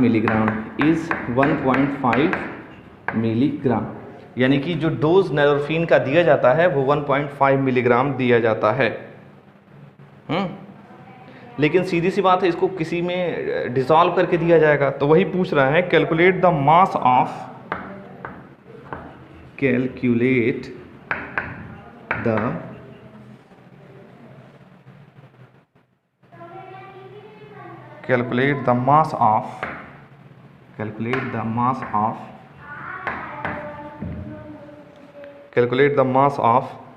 1.5 into 10 to the power minus 3 m molar aqueous solution required for above dose। Solution required for above dose। देखो भाई, ये एनसीईआरटी का क्वेश्चन है ना, झूठ में इतना घुमाया गया है। सीधी सी बात है, ऊपर वाला जो हिस्सा है वो तो सिर्फ इंफॉर्मेशन है, बस सीधी से यहाँ से क्वेश्चन आपका शुरू हो रहा है कि dose of nalorphine is generally is 1.5 milligram, यानी कि जो नैलोरफीन का डोज है उसमें हम कितना नैलोरफीन देते हैं, 1.5 मिलीग्राम नैलोरफीन देते हैं। तो अब हमें कैलकुलेट करना है mass of 1.5 m aqueous solution required for above. अब इसी से हमें 1.5 मिलीग्राम नैलोरफीन की हेल्प से हमें एक ऐसा सोल्यूशन बनाना है जिसकी मोलरिटी है 1.5 इंटू 10 पावर। तो अब आइए देखिए, तो फार्मूला क्या होता है मोलैलिटी का। मोलैलिटी इज इक्वल्स टू क्या है, W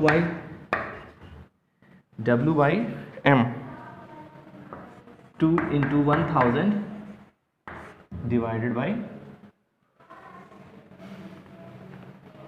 divided by mass of solvent. ये है हमारा। अब इसे हम कैसे सॉल्व करेंगे, चलिए देखिए, ट्राई करिए, इसे पॉज करिए वीडियो को पॉज करने के बाद जो है अब देखिए इसे कैसे कैलकुलेट करते हैं आप। हो गया, चलिए मेरी बारी। तो मोलैलिटी की वैल्यू कितनी दी गई है, 1.5 into 10 power 1.5 into 10 to the power minus 3 is equals to, ठीक है। अब ध्यान से देखिए, यहाँ W2 कैलकुलेट करना है। तो W2 यहाँ दिया है 1.5 मिलीग्राम, तो इसे ग्राम में कन्वर्ट करेंगे तो क्या हो जाएगा, 1.5 into 10 to the power minus 3। अब ये बहुत बड़ा मोलर मास आएगा, C19 इसका मोलर मास कैलकुलेट करेंगे तो 311 आता है, 311। तो गिवन मास अपॉन मोलर मास हमने पुट कर दिया। अब क्या है 1000 अपॉन W1। अब यही तो पूछ रहा था वो, calculate the mass of 1.5 m aqueous required for एवब dose. तो मास ऑफ सॉल्वेंट है ना, यहाँ सॉल्वेंट पूछ रहा है, मास ऑफ सॉल्वेंट पूछ रहा है, तो आप बता सकते हैं। अब इसके लिए आप W1 लगा लीजिए, तो W1 इक्वल टू क्या हो जाएगा 1.5 into 10 to the power -3 upon 1.5 into 10 to the power -3 into 1000 upon 311। इसी को सॉल्व कर दीजिए, आ जाएगा आंसर आएगा 3.22 ये आंसर।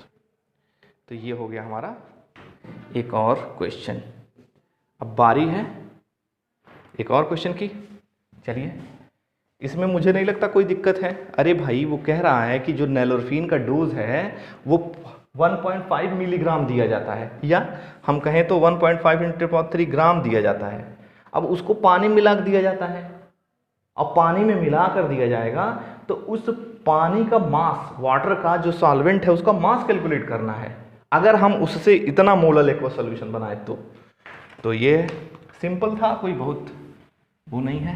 आइए अब अगला क्वेश्चन देखते हैं। चलिए, एक बात जानने को मिली कि नैलोरफिन भी कुछ होता है जो मॉर्फिन जैसा होता है। तो अगला क्वेश्चन फिर से, क्वेश्चन कैलकुलेट, क्या क्या कैलकुलेट करना है, मोलैरिटी,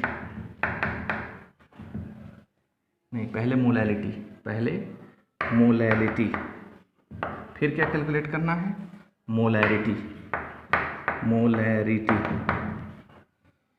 फिर C मोल फ्रैक्शन। हाँ, तो इस तरह के क्वेश्चन लगाने से ये फायदा होता है कि हम चाहें तो एक को दूसरे में कन्वर्ट करना सीख सकते हैं। अब जो डाटा दिया होगा उसी से मोलैलिटी, मोलैरिटी, मोल फ्रैक्शन हम निकालेंगे, है ना। तो आगे डाटा क्या दिया है, मोल फ्रैक्शन ऑफ पोटेशियम आयोडाइड। अब आपको इसका मोलर मास जल्दी से खोजिए, क्या होता है potassium iodide. If the density of 20% W/W aqueous Ki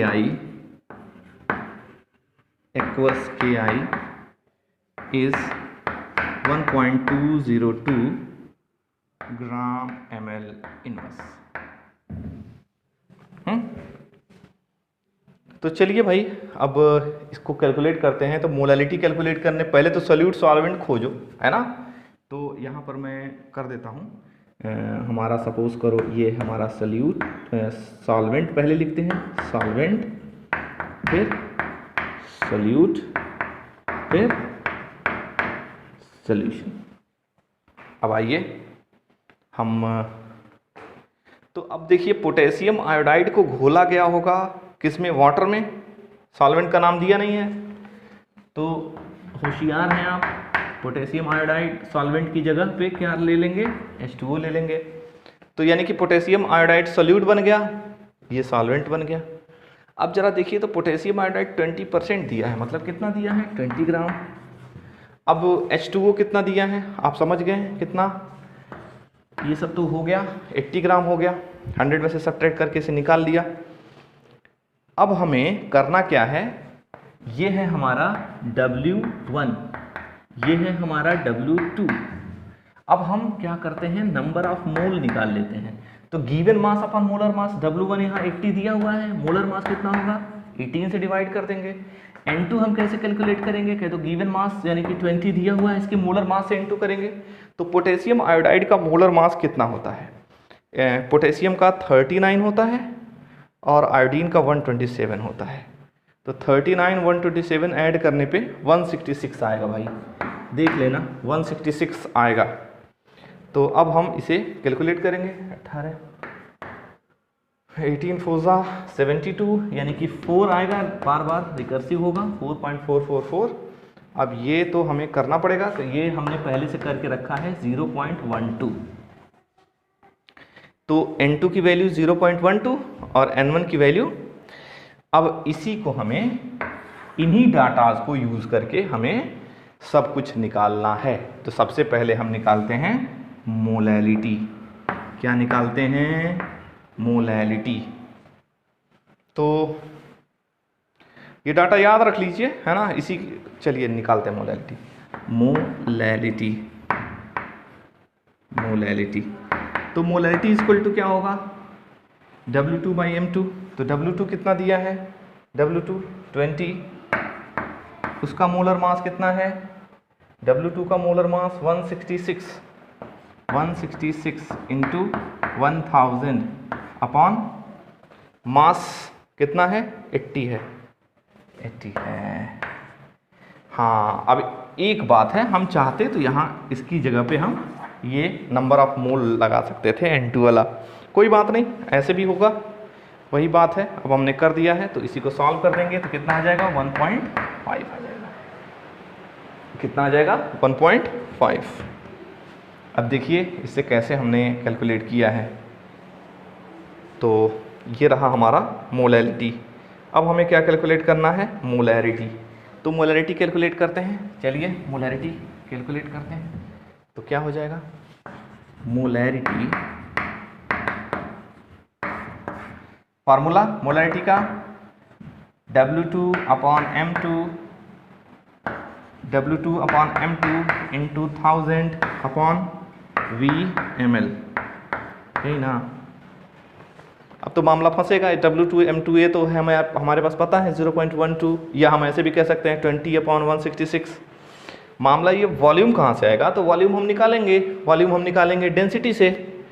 तो हम जो है डेंसिटी से वॉल्यूम निकालेंगे, तो वॉल्यूम के लिए हमें क्या करता है? Density upon mass. तो क्यों ना हम इसी के लिए उसका फॉर्मूला यहाँ पे पुट कर देते हैं, तो इसी में मॉडिफाई हो जाएगा। क्या हो जाएगा? यहाँ पर हो जाएगा 1000 इंटू, ऊपर क्या हो जाएगा? डेंसिटी D, और नीचे क्या हो जाएगा? Into mass. अरे बाद में करके आंसर ला के फिर तब इसमें पुट, इसी में डायरेक्ट पुट कर देते हैं, तो हमारा आंसर आ जाएगा। इसे कैसे कैलकुलेट करेंगे? तो W2 कहाँ है? W2 ये रहा। W2 20 M2 166 into 1000 into density कितना है? ये रहा 1.202 अपॉन, अब क्या बचा है? मास। किसका मास भैया? सॉल्यूशन का। कितना दिया है? सॉल्यूशन का मास कितना दिया है? ये परसेंटेज है ना, ये 80-20 लिए हो, तो सॉल्यूशन का मास कितना रहा होगा यार? 100 है ना। कितना हो जाएगा? 100। तो हमें इसी को सॉल्व करना है। क्या? 20 इंटू 1000, 1.220 इंटू 1000, तो 1.202 अपॉन 166 इंटू, तो इसी को हम सॉल्व कर लेंगे, तो हमारा आ जाएगा 1.4 के आसपास आएगा, 1.44। तो ये हमारी मोलैरिटी निकल जाएगी। यूनिट इसका लिख लीजिए, या तो कैपिटल M लिख देते हैं, या तो मोल लीटर इनवर्स लिख देते हैं। चलिए इतना तो पता है। अब हमें क्या कैलकुलेट करना है? मोल फ्रैक्शन कैलकुलेट करना है। आइए भैया मोल फ्रैक्शन कैलकुलेट करते हैं। तो हमारे पास, हमें याद है मोल फ्रैक्शन के लिए हमें नंबर ऑफ मोल की ज़रूरत पड़ेगी, तो chi1 निकालेंगे और chi2 निकालेंगे। तो chi1 हम निकालेंगे, chi1 के लिए हमें N1 ऊपर रखना है, N1 प्लस N2। तो N1 कितना था? N1 का मतलब number of moles of water. तो number of moles of water कितना आया था? 4.444। देख लो तो वही है ना शायद, और नहीं होगा तो नीचे वाला ऊपर कर देना है प्लस, और वो दूसरा वाला जो आया था हमारा आया था 0.12। तो इसे सॉल्व कर लेंगे, तो इसको सॉल्व करेंगे तो कितना आ जाएगा? दूसरे वाले का अगर हम करेंगे तो इसे ऊपर कर देंगे तो क्या हो जाएगा 0.12 अपॉन 0.12 और प्लस 4.444। तो हमने इसका कैलकुलेशन करके रखा हुआ है, इसका आंसर आएगा 0.0265। तो ये है, तो इसको हम 1 में से सब्ट्रैक्ट करके इसका आंसर ला सकते हैं। तो ये रहा हमारा एक क्वेश्चन। अब अगला क्वेश्चन सॉल्व करते हैं।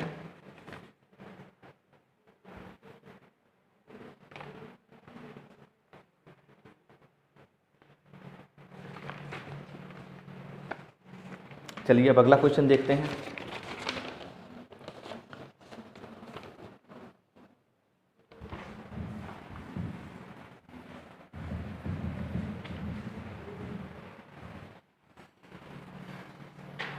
एन एंटी फ्रीज क्वेश्चन है।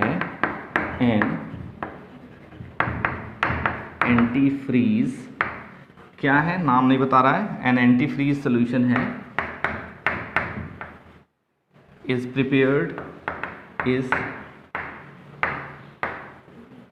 prepared from 222.6 gram of ethylene glycol। Ethylene glycol तो पहले आ चुका है, याद है फार्मूला क्या था, C2H6O2 and 200 gram of water and 200 gram of water.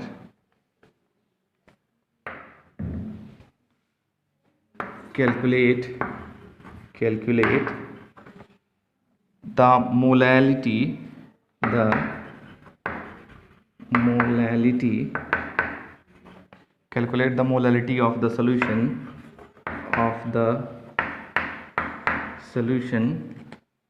if density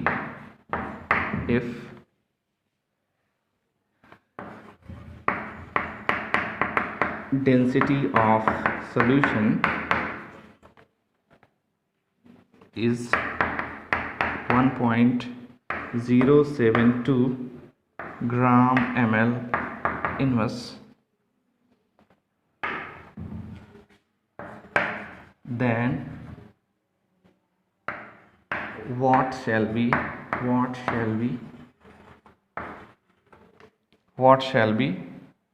the molarity of solution? What shall be the molarity of solution? ये रहा हमारा क्वेश्चन, बहुत बड़ा सा है। फिर से हम देख लेते हैं। An antifreeze solution is prepared from 222.6 gram of ethylene glycol and 200 gram of water। Calculate the molality of the solution if the density of solution is 1.0। अब हमें इसे, अब जरा देखो तो इसमें कैलकुलेट क्या क्या करना है। इसमें तो व्हाट शैल बी, पहले तो मोलैलिटी कैलकुलेट करना है, ये रहा मोलैरिटी। और क्या कैलकुलेट करना है, कैलकुलेट द मोलैलिटी, यहाँ पे ये कैलकुलेट। चलिए आइए शुरू करते हैं। तो सबसे पहले तो हम इसमें सॉल्यूट और सॉल्वेंट हम कंसीडर करेंगे। तो आइए सॉल्यूट सॉल्वेंट कंसीडर करते हैं। तो अब देखो हम क्या करते हैं, इसे इरेज कर देते हैं। इस स्पेस को भी मैं यूज़ करूँगा। तो चलिए क्या होता है, सॉल्वेंट और सॉल्यूट हमें कंसीडर करना है।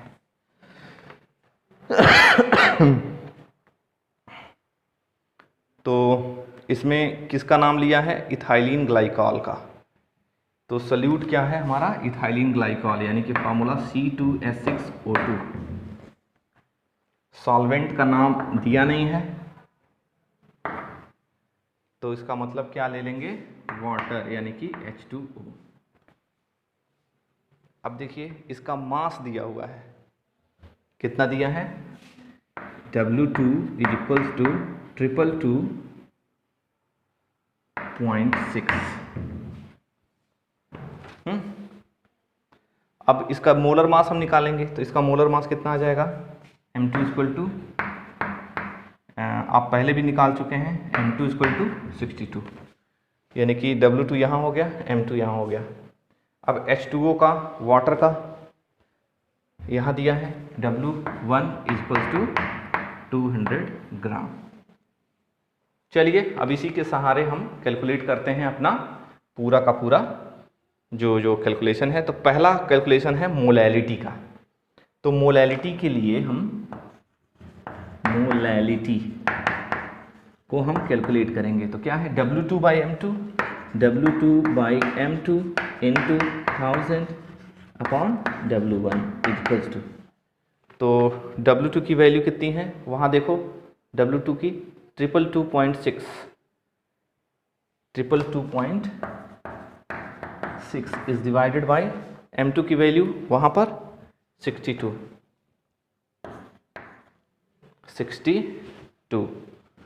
अब देखो 1000 इज डिवाइडेड बाई 200, इसी को भैया सॉल्व कर दीजिए, आंसर आ जाएगा, है ना। तो इसको सॉल्व करने पे कितना आंसर आएगा, पहले इसमें मैंने कैलकुलेट किया है 17.95 ये मोलैलिटी है, ठीक। तो इसे आप फेयर कर लीजिए, मोलैलिटी थी, देखते हैं मोलैरिटी तो आप अपने से भी कैलकुलेट कर सकते हैं।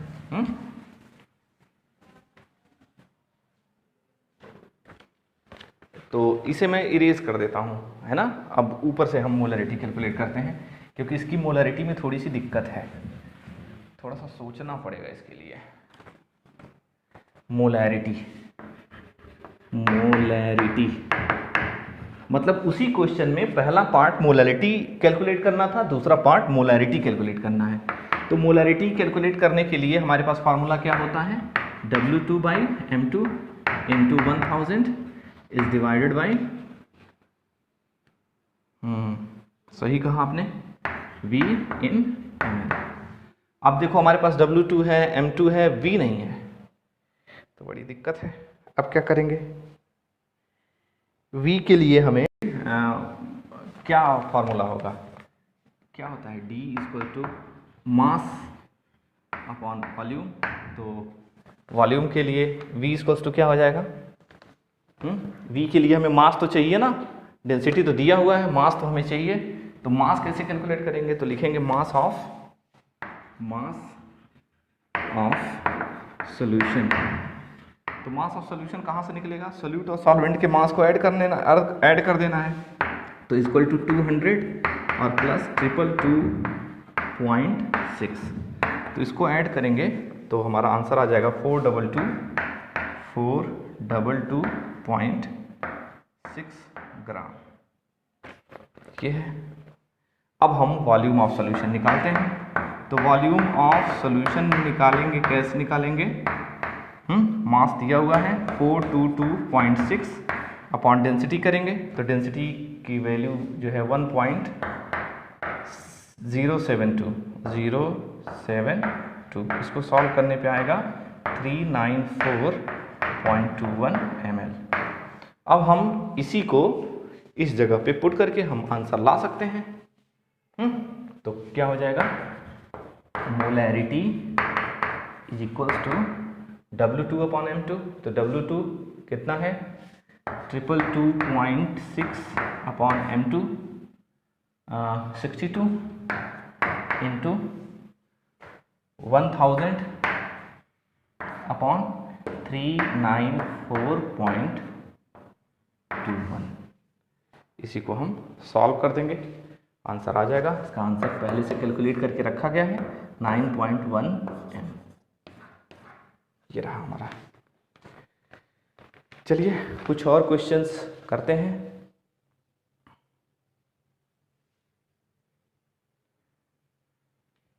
अगला question,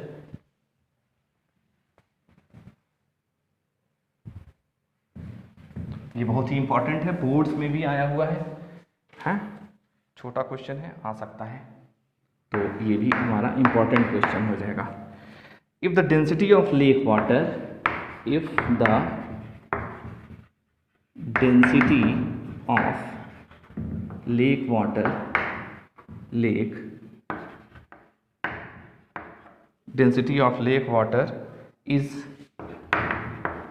1.25 gram ml inverse and contains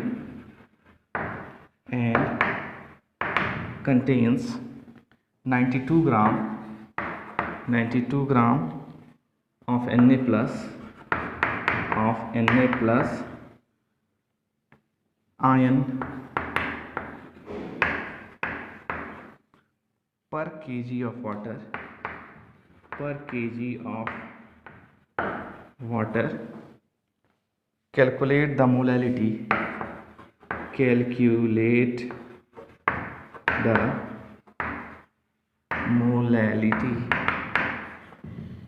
of Na plus ion in the lake।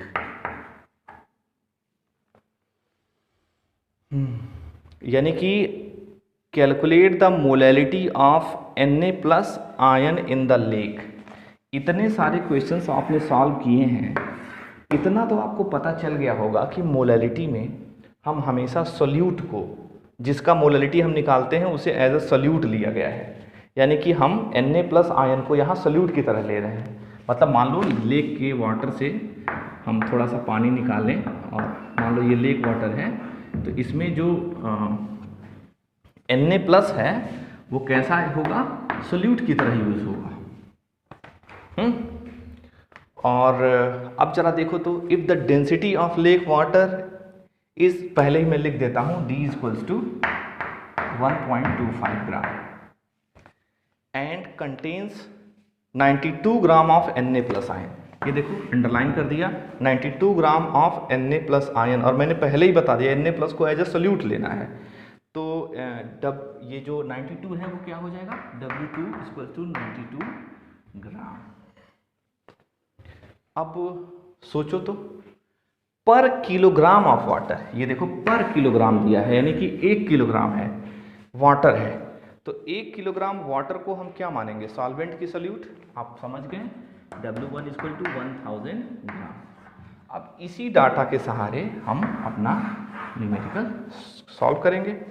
और मोलर मास M2 की भी ज़रूरत पड़ेगी, तो M2 जो है, M2 यानी कि सोल्यूट का मोलर मास, तो सोल्यूट क्या लिया गया है, Na प्लस लिया गया है, तो Na का मोलर मास कितना होगा, 23 होगा। अब इसी को पुट करते हैं, तो मोलैरिटी कैलकुलेट करेंगे, तो हो जाएगा मोलैलिटी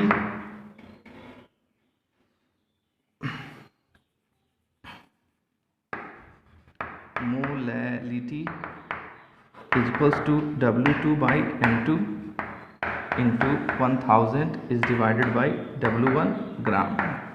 तो क्या हो जाएगा, W2 कितना है, W2 है 92 divided by 23 into 1000 is divided by W1 कितना है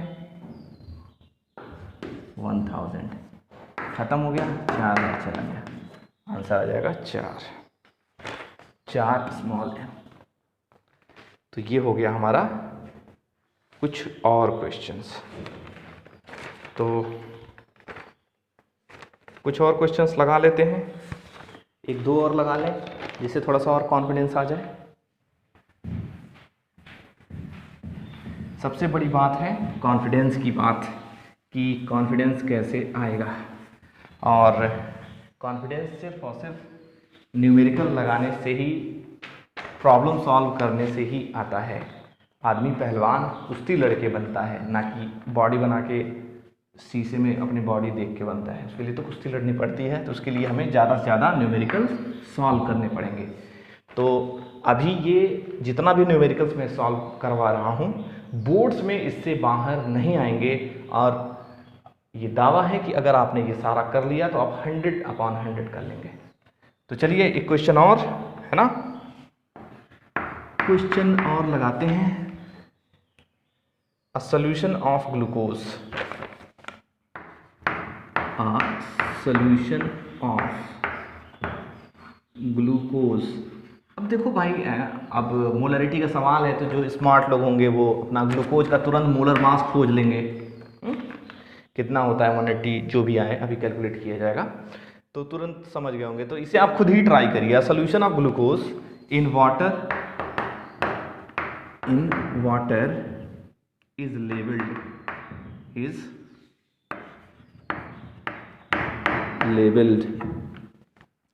as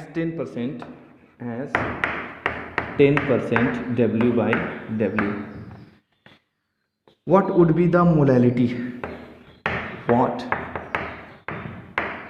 would be the molality? What would be the molality and mole fraction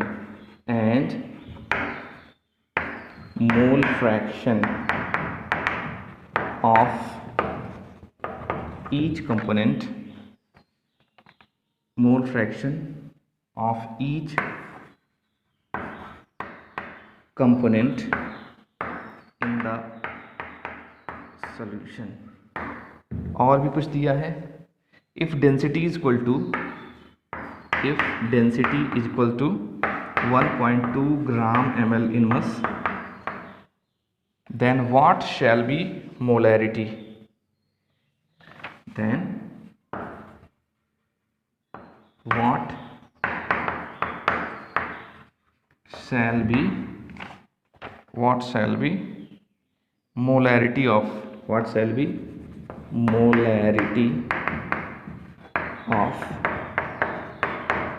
solution? ये रहा हमारा। अब भाई देखो, कह रहा है एक सोल्यूशन है ग्लूकोज का, उस पर लेबल पड़ा हुआ है 10% W/W का, 10% W/W का सोल्यूट सॉल्वेंट सोल्यूशन। आप समझ गए होंगे कितना कितना ग्राम है। What would be the molarity and the mole fraction of the each component in the solution if density is equal to this, then what shall be molarity. अब देखो इसमें सब पूछ दिया है, मोलैरिटी भी पूछ दिया है, मोल फ्रैक्शन भी पूछ दिया है, और क्या पूछ दिया है, मोलैरिटी भी पूछ दिया है। तीनों तो पूछ दिया, तो कुछ भी छोड़ा नहीं है सब। तो अब हम सबसे पहले सोल्यूट डिसाइड कर लेते हैं। तो क्या हो जाएगा, मास ऑफ सोल्यूट यानी कि W2। बताइए भैया कितना है, 10 ग्राम है, 10 ग्राम। और इसका मोलर मास कितना होता है, M2 180 होता है। आप निकाल के देख लीजिए, ग्लूकोज का जो फॉर्मूला है C6H12O6, इसे कैलकुलेट करिए, देखिए क्या आएगा M2। अब आएगा, अब बताओ तो टोटल सोल्यूशन 100% होता है 100 ग्राम, तो 10 ग्राम तो इसमें ग्लूकोज हो गया, तो बाकी जो 90 ग्राम है यानी कि W1 = 90 ग्राम वाटर हो गया। तो वाटर का मोलर मास कितना होता है, वाटर का मोलर मास होता है 18। सोल्यूशन का मास यानी कि W = कितना है, 100 है।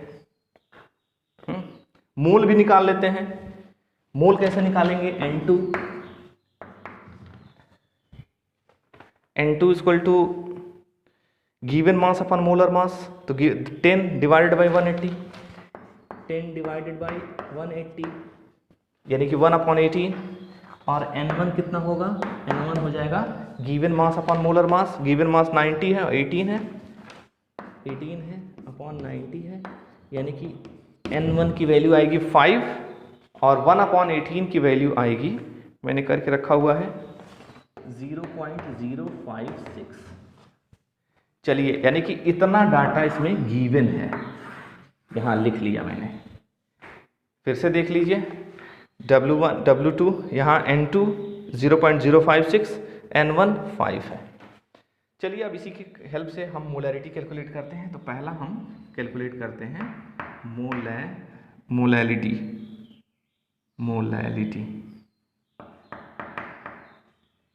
तो मोलैलिटी कैसे निकलेगा, वैसे ही निकलेगा जैसे निकलता था, W2/N2 × 1000 अपॉन W1 = सब तो मिल जाएगा। W2 कितना है, कहाँ गया W2, खोजो खोजो खोजो, 10। M2 कितना है 180, है ना। सबसे बढ़िया ये है ना, ये इसकी जगह 0.56 रख दिया जाए, चलो कोई बात नहीं, अब लिख दिया तो 1000। अब W1 की वैल्यू कितनी है 90, यानी आपको यही 10/180 1000/90 करना है। तो इसका जो आंसर आएगा वो आएगा, इसे सॉल्व करेंगे तो आएगा 0. अच्छा, इसे थोड़ा सा जो आंसर है वो आ नहीं रहा था, तो ये 0.556 मैंने रख लिया है। इसे डिवाइड करेंगे तो आपको पता चलेगा, ये 5 बहुत बार है तो मैंने ये 556 कर लिया है। तो इसको अगर 556 करेंगे तो इंटू 90 करेंगे तभी आंसर आएगा, और आएगा 0.617। आपको समझ में आ रहा है ना। इसकी वैल्यू 0.556 लेना है, 0.0556। ओके, तो ये हो गया हमारा मोलैरिटी। अब अगला हम मोलैरिटी भी कैलकुलेट कर लें, लगे हाथों मोलैरिटी भी कैलकुलेट कर लेते हैं। तो क्या हो जाएगा, molarity is equal to W2/M2 into 1000 is divided by VmL, यही ना। अब बताइए क्या VmL दिया है, तो V की जगह पे हम वही D/M पुट कर लेते हैं। तो ऊपर लिख देते हैं क्या, into D density into mass. अरे भाई यहाँ पे V की जगह पे क्या होता है, density equal to mass upon volume से जरा वॉल्यूम इक्वल टू निकालो क्या है, उसी वैल्यू को यहाँ पुट करोगे तो ये नहीं आ जाएगा। अब इसको हम करते हैं, तो W2 10 divided by M2 180 into 1000, density कितना दिया भैया, density is equal to 1.2, density is equal to 1.2। अब मास, सॉल्यूशन का मास कितना है 100 है। अब इसी को हम सॉल्व करेंगे, 10/180 इंटू 1000 इंटू 1.2, भैया ध्यान से, ये 1.2 अपॉन, तो इसे हम करेंगे तो आंसर आएगा 0.667। अब मोल फ्रैक्शन आप खुद से कर सकते हैं। मोल फ्रैक्शन तो दोनों कंपोनेंट का मोल तो दिया ही हुआ है, तो किसी एक का भी निकाल लीजिए, निकाल के दूसरे को ऐसे काई1, तो काई1 की जगह पर 1 ऊपर रख दीजिए, 5 ऊपर रखेंगे, नीचे हो जाएगा 5 + 4.444। अब इसी को सॉल्व कर लीजिए, तो सॉल्व कर लेंगे तो आंसर आ जाएगा 0.9989, ये हमारा आंसर आ जाएगा। अब काई2 निकालेंगे, काई2 इस हिसाब से निकाल लेंगे तो आ जाएगा 0.010, ये रहा हमारा, ये रहे हमारे मोलैरिटी के क्वेश्चंस। तो इन सारे क्वेश्चंस को आप देख लीजिएगा, और मुझे नहीं लगता कि एनसीईआरटी में कोई और क्वेश्चन बचा हुआ है। अगर कोई बचा है तो आपकी टेक्स्ट बुक से कोई क्वेश्चन बचा है तो आप उसे कमेंट बॉक्स में कमेंट करें, और उसे फिर अगले वीडियो में सॉल्व करा दिया जाएगा। फिलहाल तो हमारा पहला टॉपिक अब कंप्लीट हो गया है। अब अगला जो पोर्शन है वो सॉल्युबिलिटी और हेनरी लॉ है, तो उसके लिए अब अगला वीडियो आप देखिए।